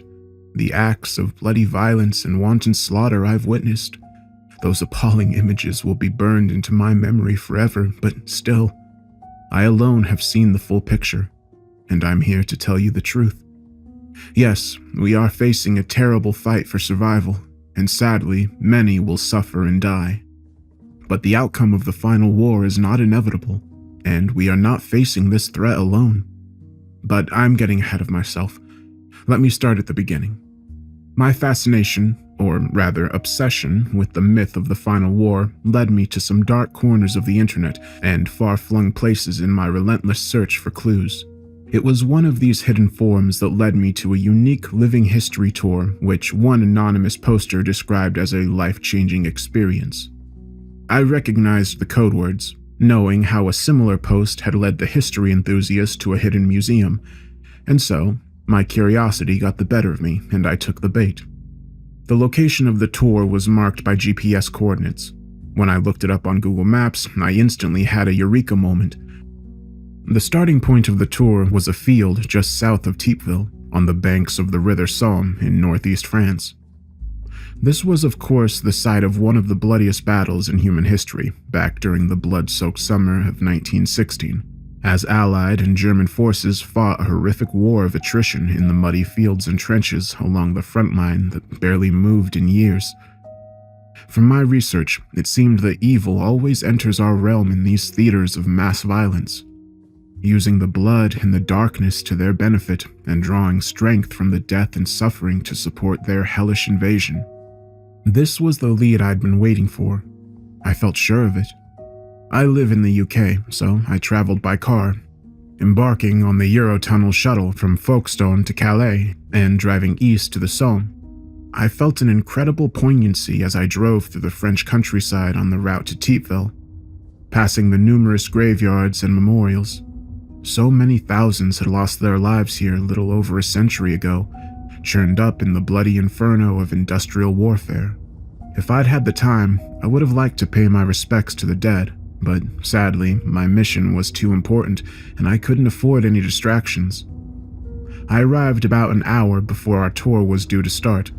This was intentional, as I wanted to learn the lay of the land before all hell broke loose, if you'll excuse the pun. I parked up alongside a narrow and seemingly abandoned country road at the exact spot the GPS coordinates had led me to. The location was quiet and peaceful, the sun shining down upon a field of red poppies, a beautiful but poignant display given the poppies' emotive symbolism and close connection to the terrible losses suffered during the Great War. There was no one around that I could see. I spotted a farmhouse about half a mile to the north and could make out the banks of the Somme on the western horizon. But there wasn't another living soul in sight. For a brief moment, I forgot why I was there, enjoying the sunshine and fresh air and listening to the birds singing. I opened the gate and walked out into the field, picking a poppy and holding it in the palm of my hand. It was peaceful, but this wouldn't last. He appeared out of the corner of my eye, making me jump in fright. I turned to face the man who stood behind me. I knew he hadn't been there a moment before, so his sudden appearance was disconcerting, even though I'd been warned to expect such an event. The physical appearance of the man largely matched the descriptions in the previous accounts, as he appeared near identical to the museum curator and university lecturer. He wore thick reading glasses and a tweed suit while sporting a tidy beard and short haircut. I don't know whether it's the same individual in every story. Probably not. The more likely explanation is this. The entity has chosen to assume the identity of a seemingly harmless academic type. In reality, of course, he's anything but. It's his eyes that give him away, however, filled as they are with a barely concealed malice. He smiled thinly as he spoke, calling out to me across the field and speaking in a polite but somehow also sinister tone of voice. Good evening, sir. What a pleasure to meet your acquaintance. He marched across the field, the innate grin still on his lips as he held out his hand in an act of false friendship. I reluctantly shook his hand, not wishing to blow my cover at this early stage. A chill went through me as I touched his ice-cold palm and looked into his dark, hateful eyes. Have you come far? He asked while maintaining his amicable pretense. Yes, quite far, but the drive was rather pleasant. Oh, excellent, excellent. He replied enthusiastically. Well, I see no reason for further formalities. An educated man such as yourself knows the lay of the land, so shall we begin our tour? His choice of words concerned me. I wasn't surprised that the tour guide was expecting me. Somehow, they always knew when we were coming. But did he know my true agenda? I certainly hoped not, because this would place me in extreme danger. Even at this late stage, I considered turning on my heels and running back to my vehicle, but I'd come this far, and I knew I had to see this through. Sounds good, I responded, noting the sly glint in the tour guide's eyes, and his cruel smile, which never faltered. But there was a further twist in the tale to come. A moment later, a second figure appeared by our side, seeming to materialize out of thin air. I looked up at what appeared to be an elderly woman, hunched over and walking with the aid of a stick. Her head was covered by a shawl, and she also wore a heavy winter coat, despite the fact it was a warm summer's day. She glanced across at me, smiling sweetly and exerting a positive aura that was in stark contrast to that of the devilish tour guide. Her skin was wrinkled, but her eyes still retained a bright spark, and she surprised me by shooting me a sly wink. I was both shocked and concerned by the old woman's presence here. The previous accounts hadn't mentioned anything about a third party being present during the event. I worried that this vulnerable lady had unwittingly stumbled into this very dangerous situation. My anxiety only increased when I noticed the guide's reaction to her sudden appearance. I watched in dismay as his face turned red with rage and he suddenly spat out his words. And who are you? What the hell are you doing here? His tone was very aggressive, but as it turned out, the old lady was more than a match for him. Good sir, I will ask you to show some manners.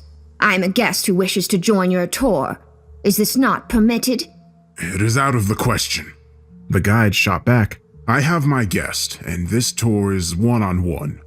She glanced over at me, a spark in her eye as she said, I'm sure this gentleman won't mind if I tag along. What do you say, young man? My mind was racing, and I didn't want the mystery woman jeopardizing my mission, but at the same time felt reluctant to offend her. I stuttered my reply, saying, well, not as such, but I didn't get a chance to finish my sentence as she cut me off abruptly. There. You see? It's not a problem. You'll hardly know I'm here. The guide still looked furious, glaring hatefully at the woman and then at me before he regained some level of self-control. Fine. He finally relented. But you must not interrupt my talk or interfere with the tour in any way. Otherwise, there will be hell to pay. I recognized a threat when I heard it, but the lady didn't seem to notice the sinister undertone behind his words, merely nodding her head and replying, I'll be no trouble at all. Don't you worry, good sir. Very well. Then let us begin.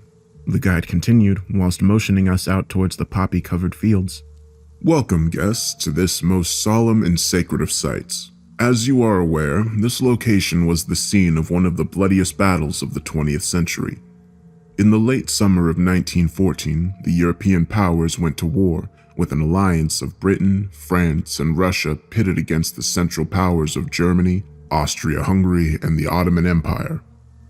The German High Command launched their Schlieffen Plan, launching an invasion of Belgium and northeast France with the aim of capturing Paris and forcing the French out of the war.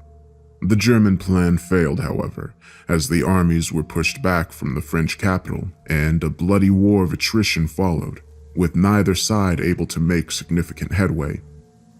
Terrible weaponry was deployed: artillery, machine guns, poison gas.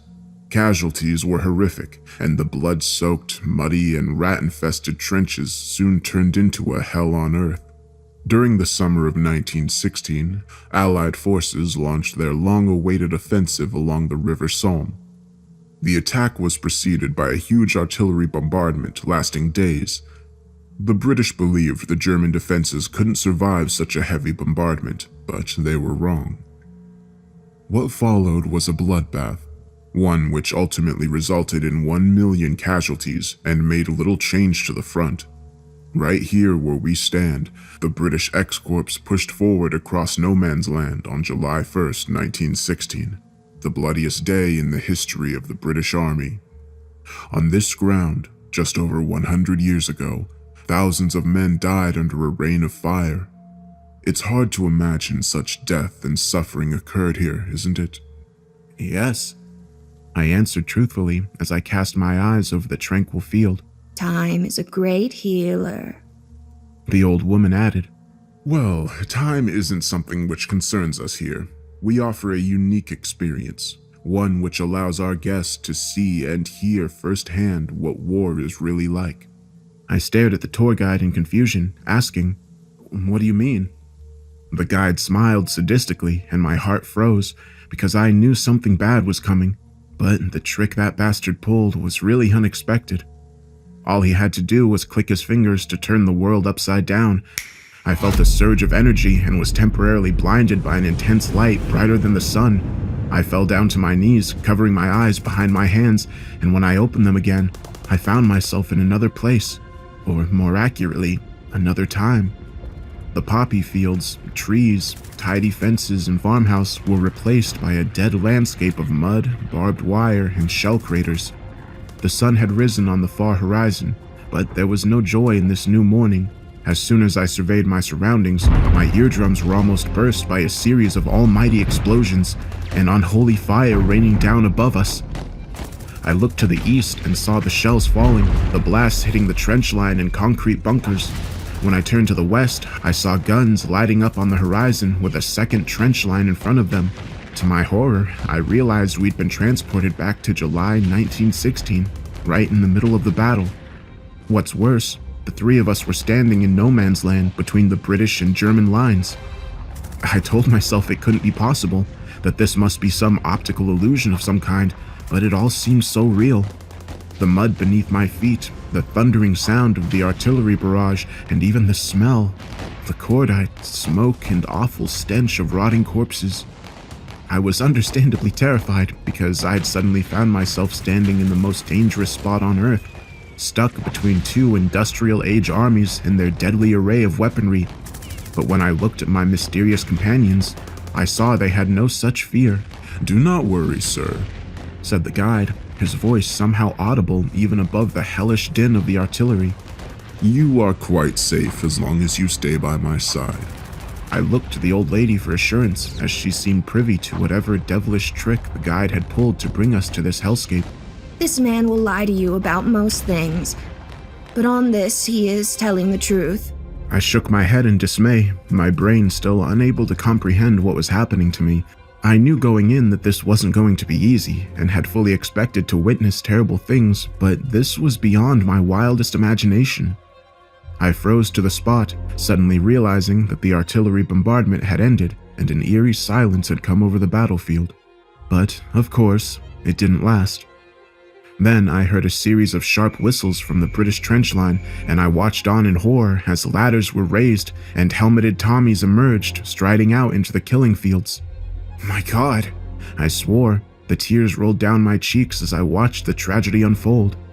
"And here they come, lambs to the slaughter," said the tour guide, a sick smile across his face as he spoke. Lions led by donkeys, The old lady added, a terrible sadness in her voice. The first wave of soldiers were barely out of the trenches before the machine gun fire began, a relentless barrage of bullets which cut human beings to shreds. Soldier after soldier fell, dropping dead or wounded in the mud and wire, their awful screams audible even above the heavy din of gunfire.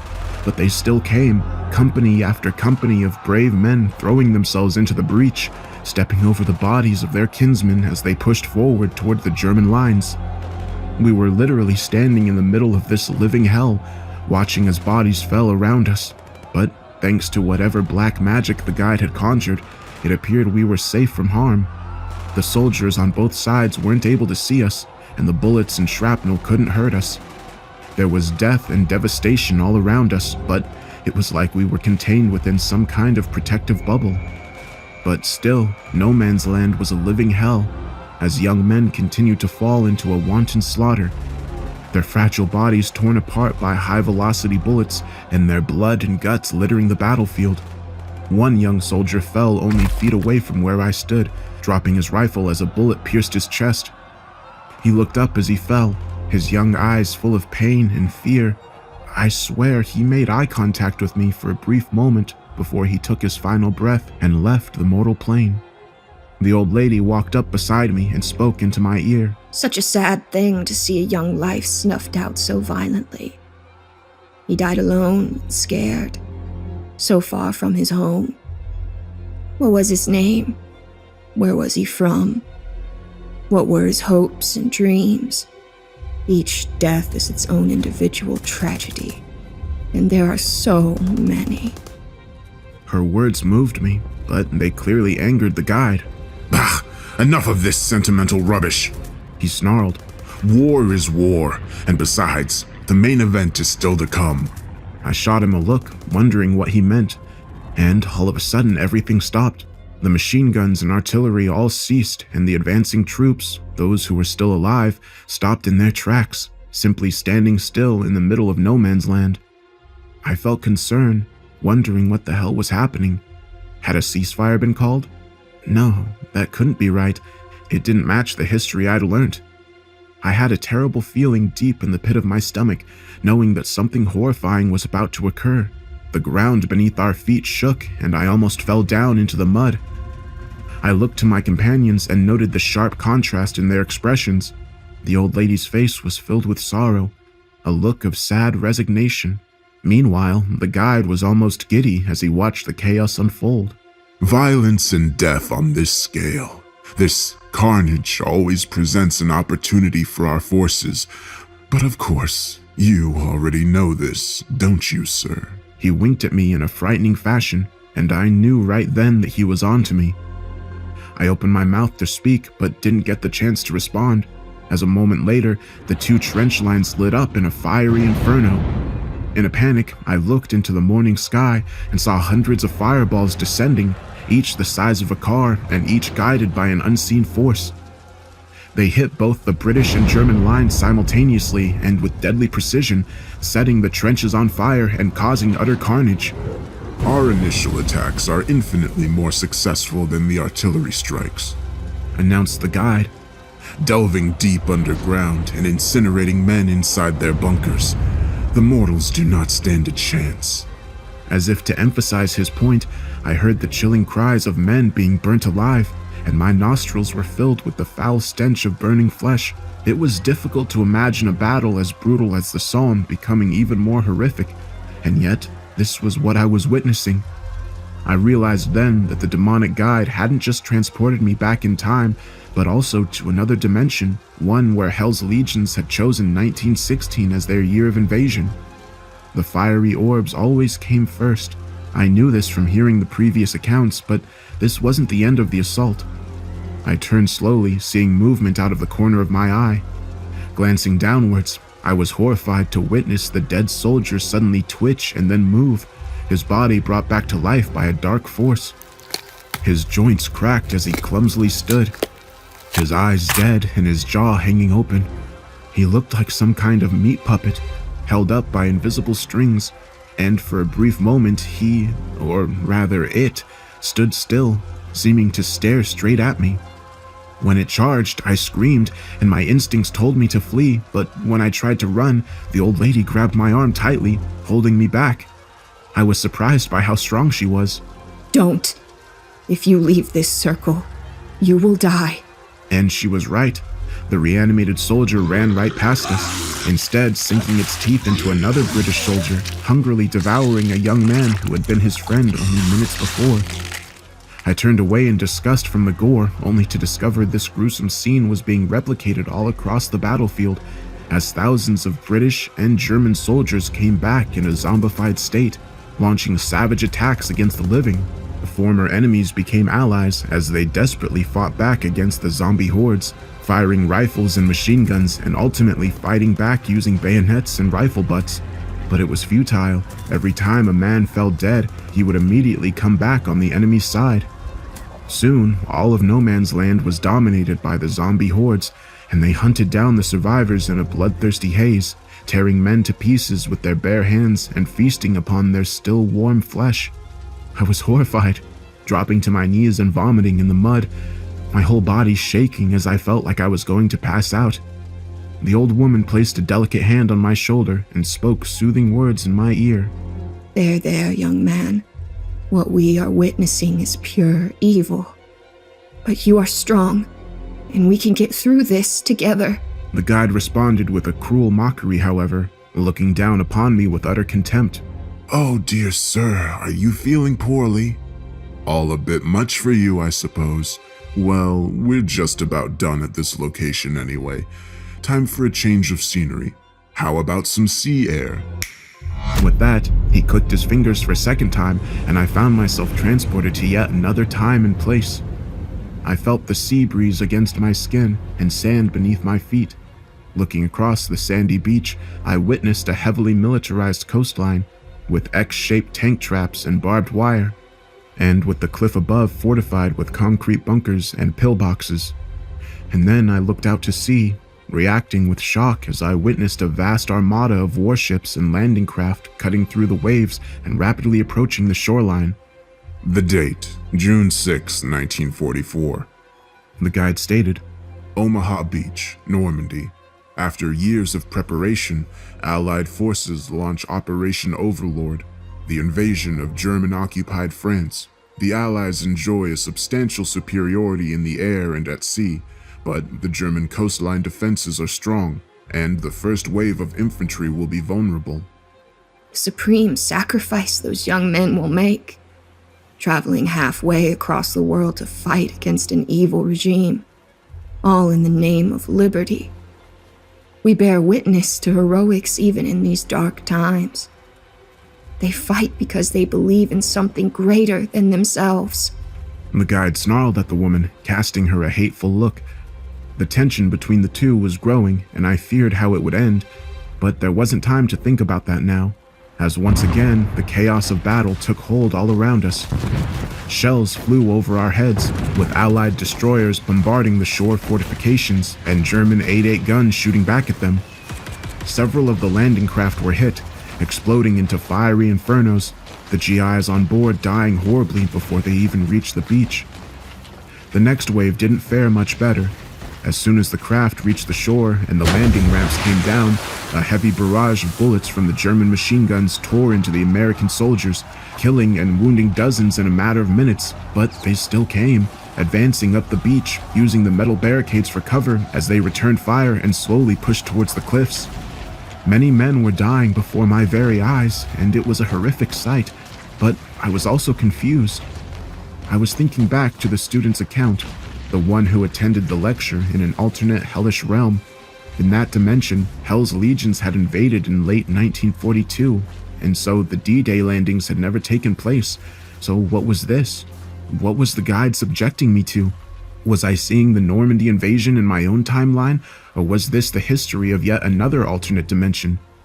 I soon got my answer.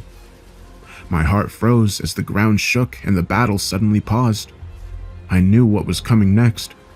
My attention was drawn to the cliffside, and suddenly the German pillboxes were struck by deadly fireballs and exploded into flames. Some of the American GIs cried out in triumph, apparently believing their side had done the damage, but sadly, they were mistaken. I turned towards the English Channel and witnessed the sea boiling, waves rising as something huge and horrifying emerged from the depths. I knew what it was, having heard the previous accounts, but hearing the stories could never have prepared me for seeing the beast firsthand. As I stood in shocked awe, the guide walked up beside me, sporting a sadistic grin as he confirmed what I already knew. The Leviathan, terror of the seas. No man-made vessel can withstand its deadly grasp. As if to emphasize his point, the creature raised its enormous tentacles above the surface, wrapping them around the nearest Allied warship. I could only look on in horror as the beast used its immense size and strength to crush the steel hull. I heard a terrible screeching sound of crushed metal and of sailors crying out in absolute terror. The beast slowly pulled the destroyer downwards, condemning its crew to a watery grave. Its terrible task done, the beast moved on to its next target, attacking a second warship with impunity. The GIs on board had stopped fighting, as all now looked back towards the sea, unable to comprehend the horror they were witnessing. Some of the landing craft had made landfall, while others were still in the water. The landing was already in disarray, but Hell's forces had yet another devilish trick up their sleeves.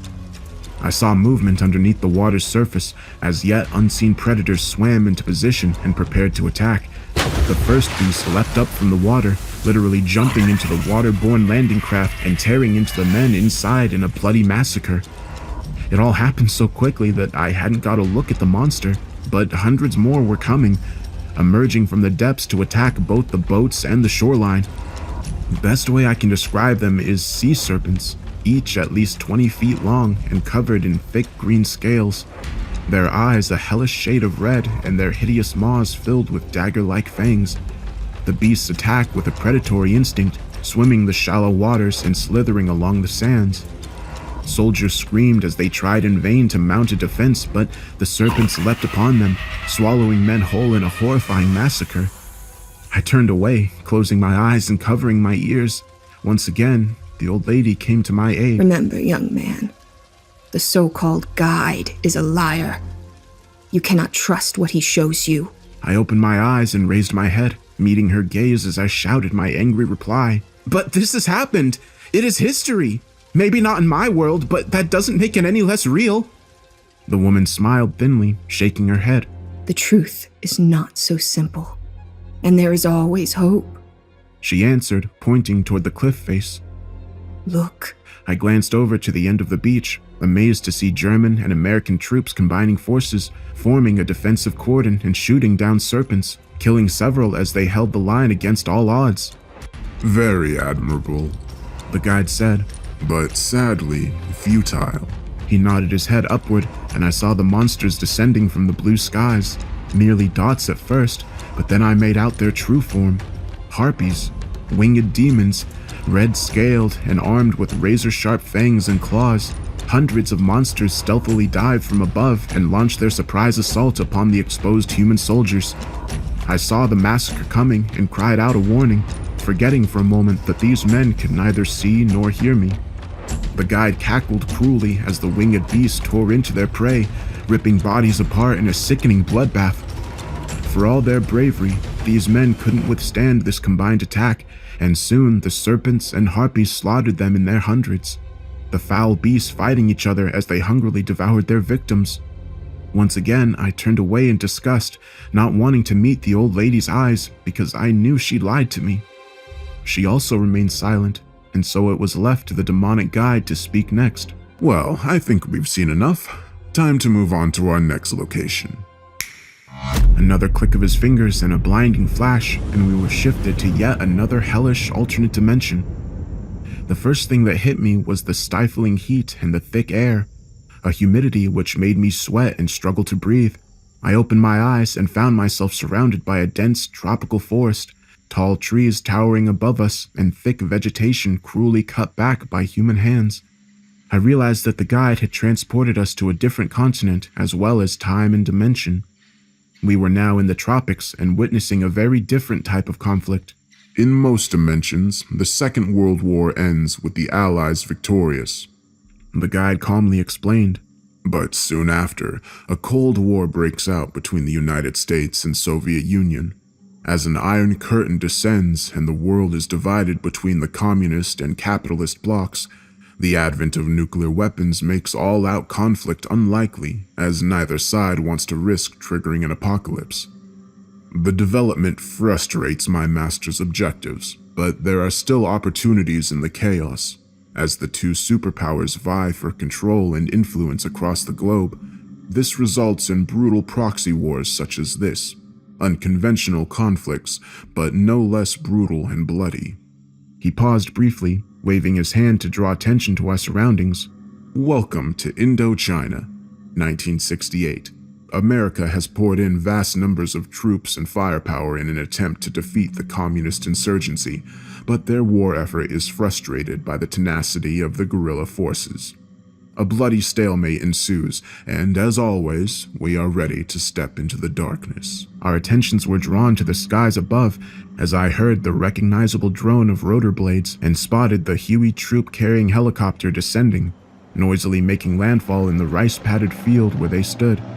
The powerful gust of hot air hit me, and the intense sound of the rotor blade spinning blocked out all other sounds. We watched as a squad of 8 heavily armed U.S. infantrymen jumped out from the chopper's side door and set up a defensive perimeter on the edge of the field, their weapons facing out toward the tree line. And then the helicopter ascended, slowly pulling up from the field and back into the blue skies, whilst leaving the troops behind to perform their mission. The soldiers couldn't see us, of course, but we were able to observe them at close quarters as they formed up and began their designated patrol into the jungle.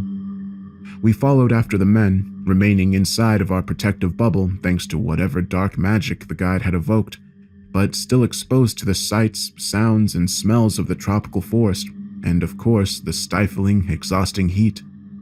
I could tell how tense the soldiers were under the circumstances, twitching at every rustle of leaves, whispering about ambushes and punji traps. This was the frightening reality of counterinsurgency warfare, where an attack could come from anywhere at any time and there were no clear defined front lines. We hadn't walked for long before we reached a clearing, casting our weary eyes up a small village of bamboo huts, and my nostrils were again hit by the foul stench of death. We watched as the American soldiers discovered the first body, followed by another and another. The squad would have descended into blind panic had it not been for the stern orders of their sergeant. Keep your shit together, boys, he boomed. We still have a job to do. Watch the tree line and look out for any booby traps. His men reluctantly obeyed, but the panicked conversations continued as more bodies were found. We saw what they saw, and I was sickened by the carnage. Clearly, the dead weren't Viet Cong fighters, but rather unarmed civilians, old men, women, and children. Not only that, but their bodies were badly mutilated, torn apart, leaving blood and entrails scattered across the forest floor. There were seemingly no survivors, as even the village livestock, goats, and chickens had been similarly slaughtered. It was sickening. We listened to the troops' hurried chatter as the situation grew even more tense. "What the fuck? Did Charlie do this?" one young private asked. Maybe, although I've never seen a massacre like this. "I don't think humans did this," chirped in another man. "Look at the bite marks on the bodies. It looks like an animal attack to me." "That's crazy," answered the sergeant. "No animal could do this." But he didn't sound too sure. There was a terrible atmosphere in the air as the soldiers held a silent vigil over the dead. It seemed certain that something bad was about to occur, so it was hardly a surprise when the attack was launched. A man screamed, pointing to the deep undergrowth as a pair of glowing red eyes appeared in the shadows. There followed a deep, animalistic growl, and then bloody chaos. A beast moved rapidly out into the open, a blur of fur and teeth that pounced upon the nearest soldier before he could react. The man screamed, firing his M16 blindly into the air as he was knocked down and then mauled in a gruesome manner, the beast tearing into his chest and ripping out his heart. The rest of his squad reacted with shock, as nothing in their training or experience had prepared them for this. The sergeant raised his rifle and fired.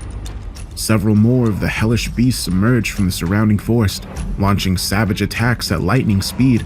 The remaining soldiers fired wildly in all directions, but the creatures moved so rapidly that they couldn't get a fix on them. I could only watch on in abject horror as man after man got cut down in a frenzied assault. One soldier's head was sliced off with a single swipe of a claw, while several others were dragged into the forest, still screaming frantically as they clawed at the dirt in a futile attempt to escape. The sergeant was the last man standing, as he managed to shoot and wound one of the beasts before two others grabbed him from both sides, using immense strength to rip his arms from their sockets.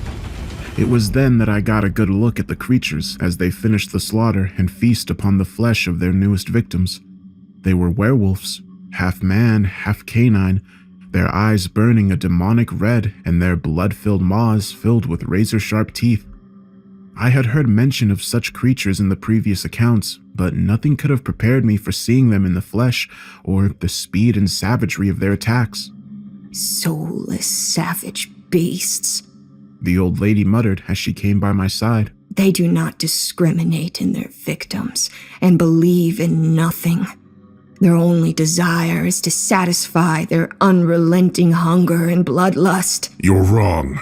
The guide shot back angrily. It's true that our shock troopers do not discriminate, capitalist or communist, soldier or civilian. Their flesh all tastes the same. But these beasts do serve a higher purpose. They are loyal to their master, and his goal is clear: to destroy mankind and gain dominion over the earth. In this, he will succeed. "I wouldn't be so sure of that," the old lady replied cryptically. The two bizarre individuals glared at each other for a long moment as the werewolves continued to feast on dead men. I could tell the passionate hatred they had for each other, and for a second feared that violence would ensue. But then the guide broke the silence, speaking with the same cruel smile etched across his face. Well, I guess further proof is required, even after everything we've seen. But that's okay. I have a special surprise in store for our guest. He stared at me with his evil eyes, and I felt a cold chill run down my spine. Sir, you are an Englishman, are you not? He inquired.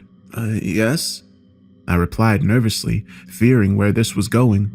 Very good. Let's take a glimpse at your country's near future. Another flash of light, and suddenly I found myself in my home city of London, standing on what I believed was Oxford Street, but it was not the busy shopping district I remembered. England's capital had been transformed into a post-apocalyptic hellscape, with the streets abandoned, shop fronts smashed open and looted, and the skyscrapers and historic buildings burning. Welcome home. The guide sneered with a perverse satisfaction. Not quite as you remember it, I expect. The year is 2020 something. Well, why ruin the surprise? Now watch. I felt a rage building up inside me as I clenched my fists. I wanted to beat the bastard bloody, but the old lady stopped me. Keep your cool, young man. Don't let him provoke you. This will all be over soon. I was still angry and frightened, but events were playing out in front of my very eyes. At the far end of the street was a barricade manned by a platoon of British soldiers, most armed with SA-80s, but some carrying Javelin anti-tank missile launchers. The infantrymen were supported by a Challenger main battle tank, which blocked off the street. I guess these troops were mounting a last-ditch effort, but from what, I soon got my answer. The ground shook beneath our feet as I heard a loud thumping on the asphalt, a thunderous booming sound which grew ever louder. Suddenly, a huge creature smashed through one of the ruined buildings, emerging onto the previously empty street. I looked up, horrified to see a demon 50 to 60 feet tall, with the horned head and hoofed feet of an animal but the body of a man, adorned in thick steel armor. Its eyes burned a fiery red, and it opened its huge mouth to reveal rows of shark-like teeth. The beast emitted a terrifying roar which filled the air, and it charged down the street towards the troops, the ground shaking underneath its huge hooves. The soldiers opened up with every weapon at their disposal. The rifle rounds had no effect, merely deflecting off the demon's armor like pebbles bouncing off a metal sheet. But then the Challenger opened fire with its main cannon, producing an almighty boom. The shell was propelled across the void and smashed into the demon's armor-plated chest. The heavy projectile stopped the monster in its tracks. It roared in pain and anger, but the shell didn't bring it down, instead only temporarily delaying its advance. What happened next was either the result of great skill or a total fluke. A javelin missile soared through the air and hit the charging demon directly in its left eye. The projectile tore through the soft tissue and exploded inside the demon's brain. The monster was instantly killed, its huge frame falling and crashing down onto the street only yards away from where we stood, the sheer weight of its enormous body cracking the concrete beneath it. The soldiers cried out in triumph, and I shared their elation. From what I had read in the previous accounts, these Goliath-like demons were thought to be virtually indestructible, but what I had just seen proved they could be killed. But then I remembered something else from the stories, that these demons always fought in threes. The second demon suddenly emerged at the far end of Oxford Street, raising a crossbow-like weapon to its shoulder and firing. A bolt tore through the air as fast as any man-made missile, smashing into the tank and tearing through its thick armor, reducing the high-tech war machine to a flaming wreck. The surviving soldiers were left in disarray as suddenly the third demon stomped down the street behind them, roaring with fury as it swung its huge fiery sword.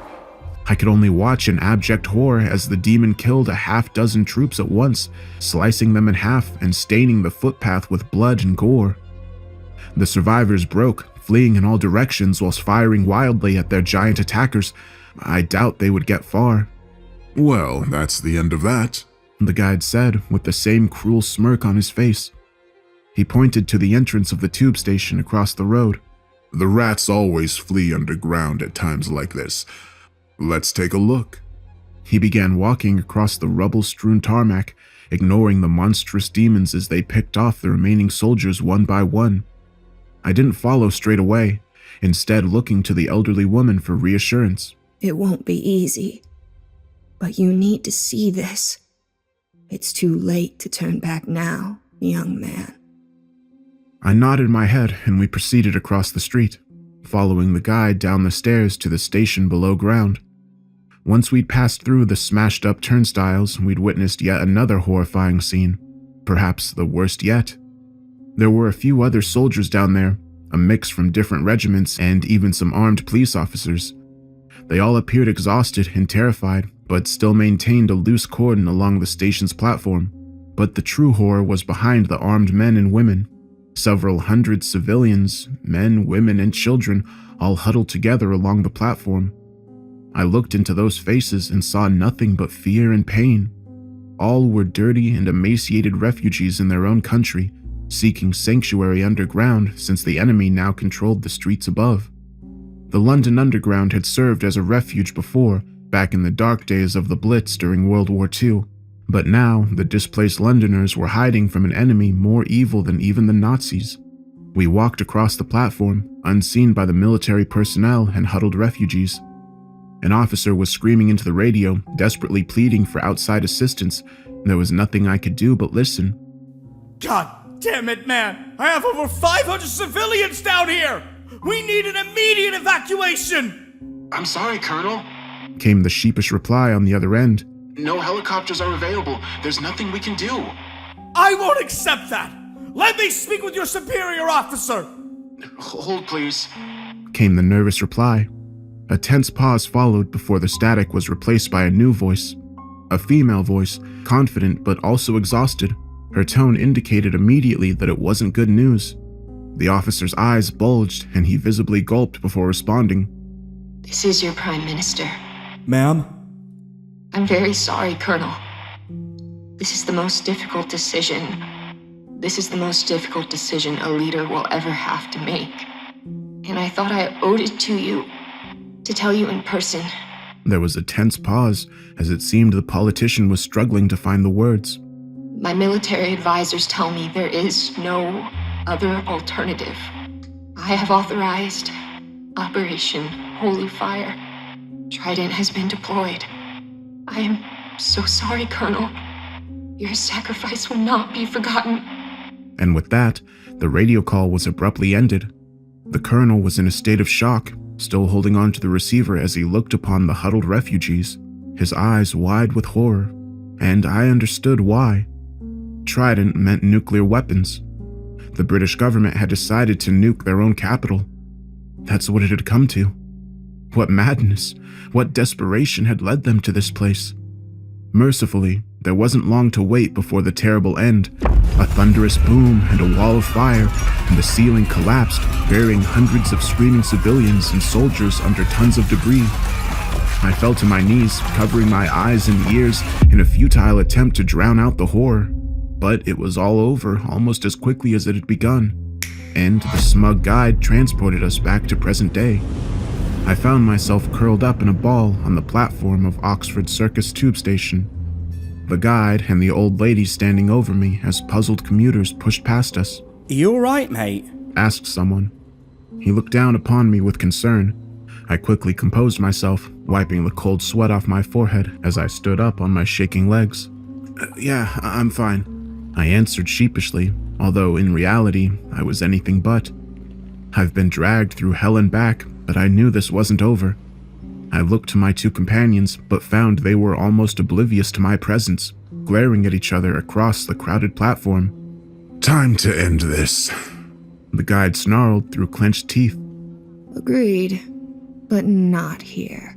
The woman replied. Fine. The guide answered before he clicked his fingers again. Another flash of light and we went to another place.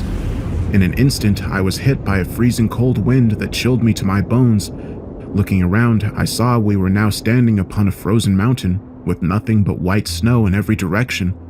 My teeth chattered and my whole body shook uncontrollably as the guide spoke. The Watkins Range, Greenland. Nothing much ever happens here, but it is isolated and far away from curious eyes, so will serve our purpose. I continued to shiver, wondering how I could survive this intense cold.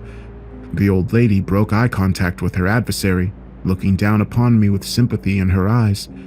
To my shock, she removed her heavy coat, revealing the frail body underneath. Here you go, young man, she said, whilst holding the coat out to me with her bony hand. I shook my head and muttered through my blue lips, I can't. No matter how cold it was, I wasn't going to deprive an 80-year-old woman of her winter coat. Trust me, she replied with a kind smile. You need it more than I do. Somehow, I believed her. I wasn't about to look a gift horse in the mouth, so I took the coat and put it on, savoring the warmth and protection it offered. Very touching. The guide mocked. You're quite the guardian angel, aren't you? I do what I can to bring some small comfort. The lady replied whilst fearlessly meeting the guide's eyes. You bloody bitch, he spat out hatefully, his face turning red with fury. You think I don't know who you really are? I clocked you as soon as I saw you.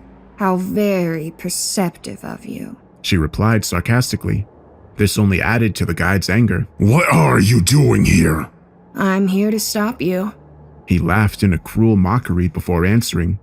You still don't get it, do you? We will win.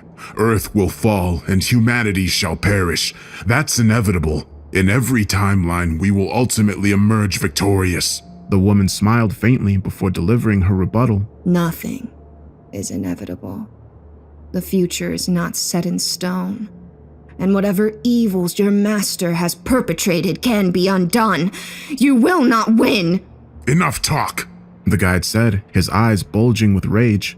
Let's settle this. And then he really did break loose. The first thing I noticed was the guide's eyes turning a hellish shade of red, and then the horns which suddenly extended from his forehead. His white teeth became fangs, and his body grew at an impossible rate, as his height doubled, then tripled, and it didn't stop there.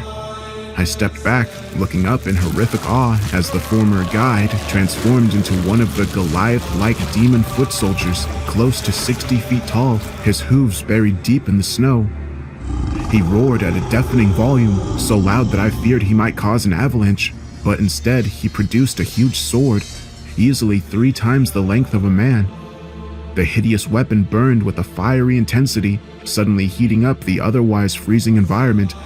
I was horrified to witness the so-called guide in his monstrous true form, a soldier of hell ready to battle. But I wasn't his target. The beast's focus was the old lady, and on paper, it couldn't have been a greater mismatch. But the elderly woman wasn't as she appeared either.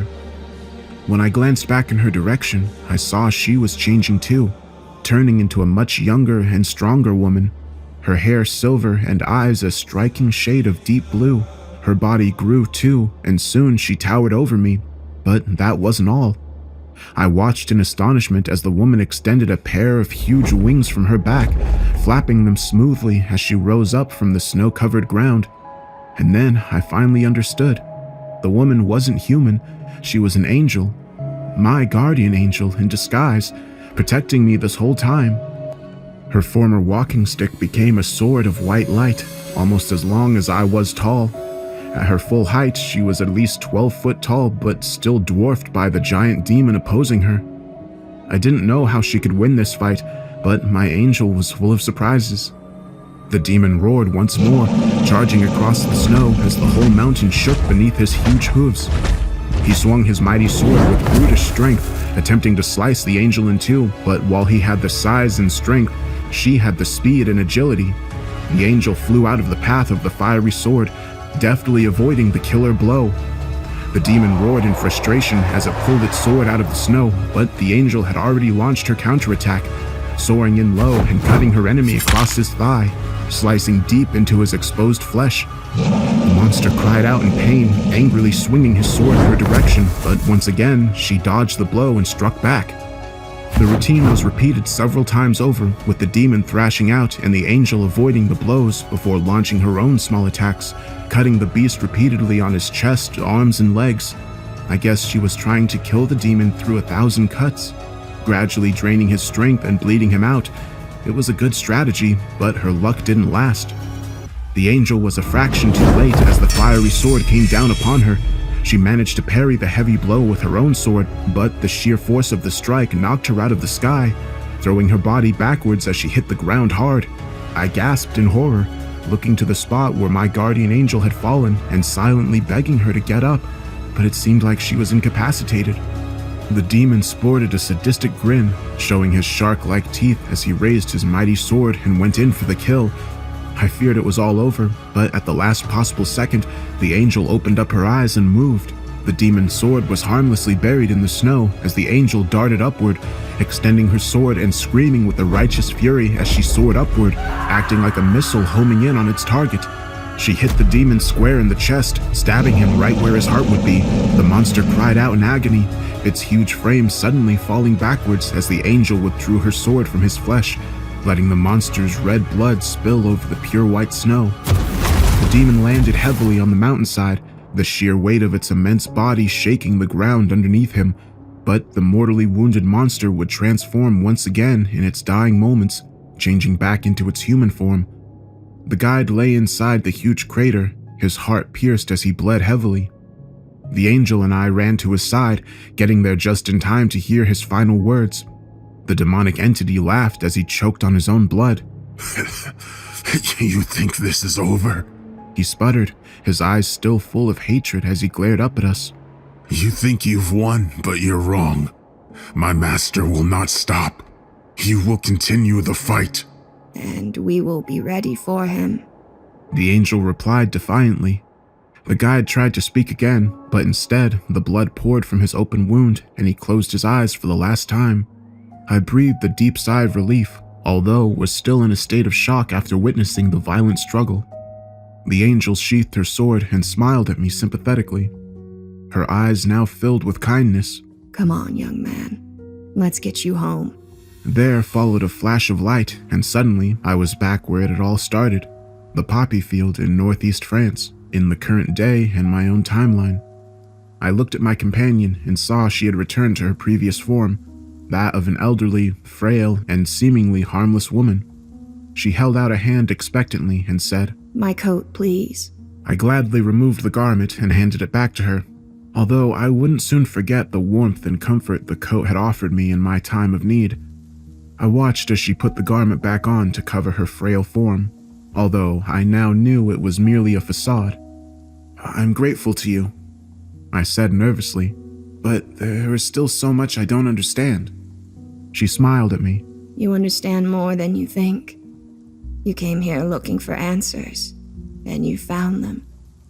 The threat posed by the legions of hell is very real, and someday, perhaps someday soon, they will launch their invasion of your world. The conflict will be brutal and bloody, and sadly, many will perish. But the outcome is not inevitable. You're not alone in this fight, and together we can triumph against evil. You just need to keep the faith. She paused, looking over the fields and pointing towards the bright sun on the far horizon.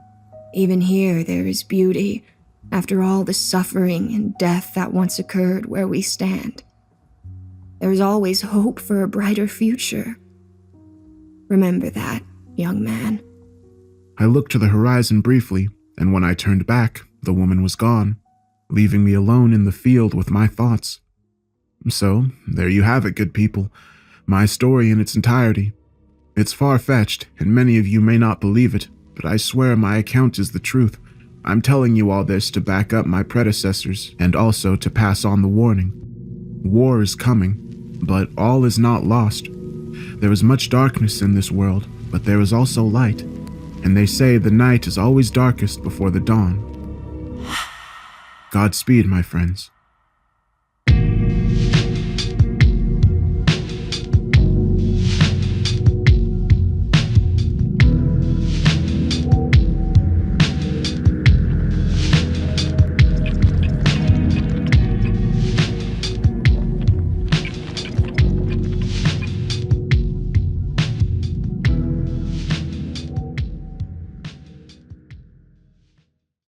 Alright, so that's this completed series.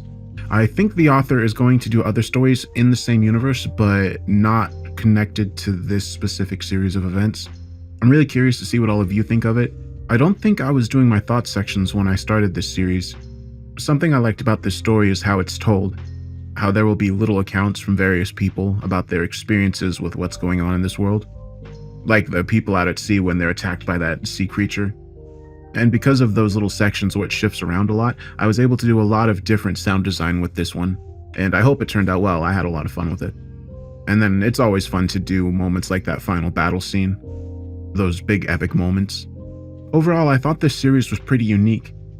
And it touches on a pretty interesting topic that I think, while left a little bit open, still has enough finality to be satisfying. But yeah, that's pretty much all I have. I would like to know if you all enjoy these compilation series. I used to do this a lot more. When I would finish a series, I would combine it into one video. I was thinking about bringing that back, as well as the themed compilations. There's that one that I did called The Things in the Woods, and it was just a bunch of nature-themed stories that I'd done. If you like those types of compilations, let me know and I can definitely do more. As usual, after this goes up, I'll be in the comments, and I hope you have a great day.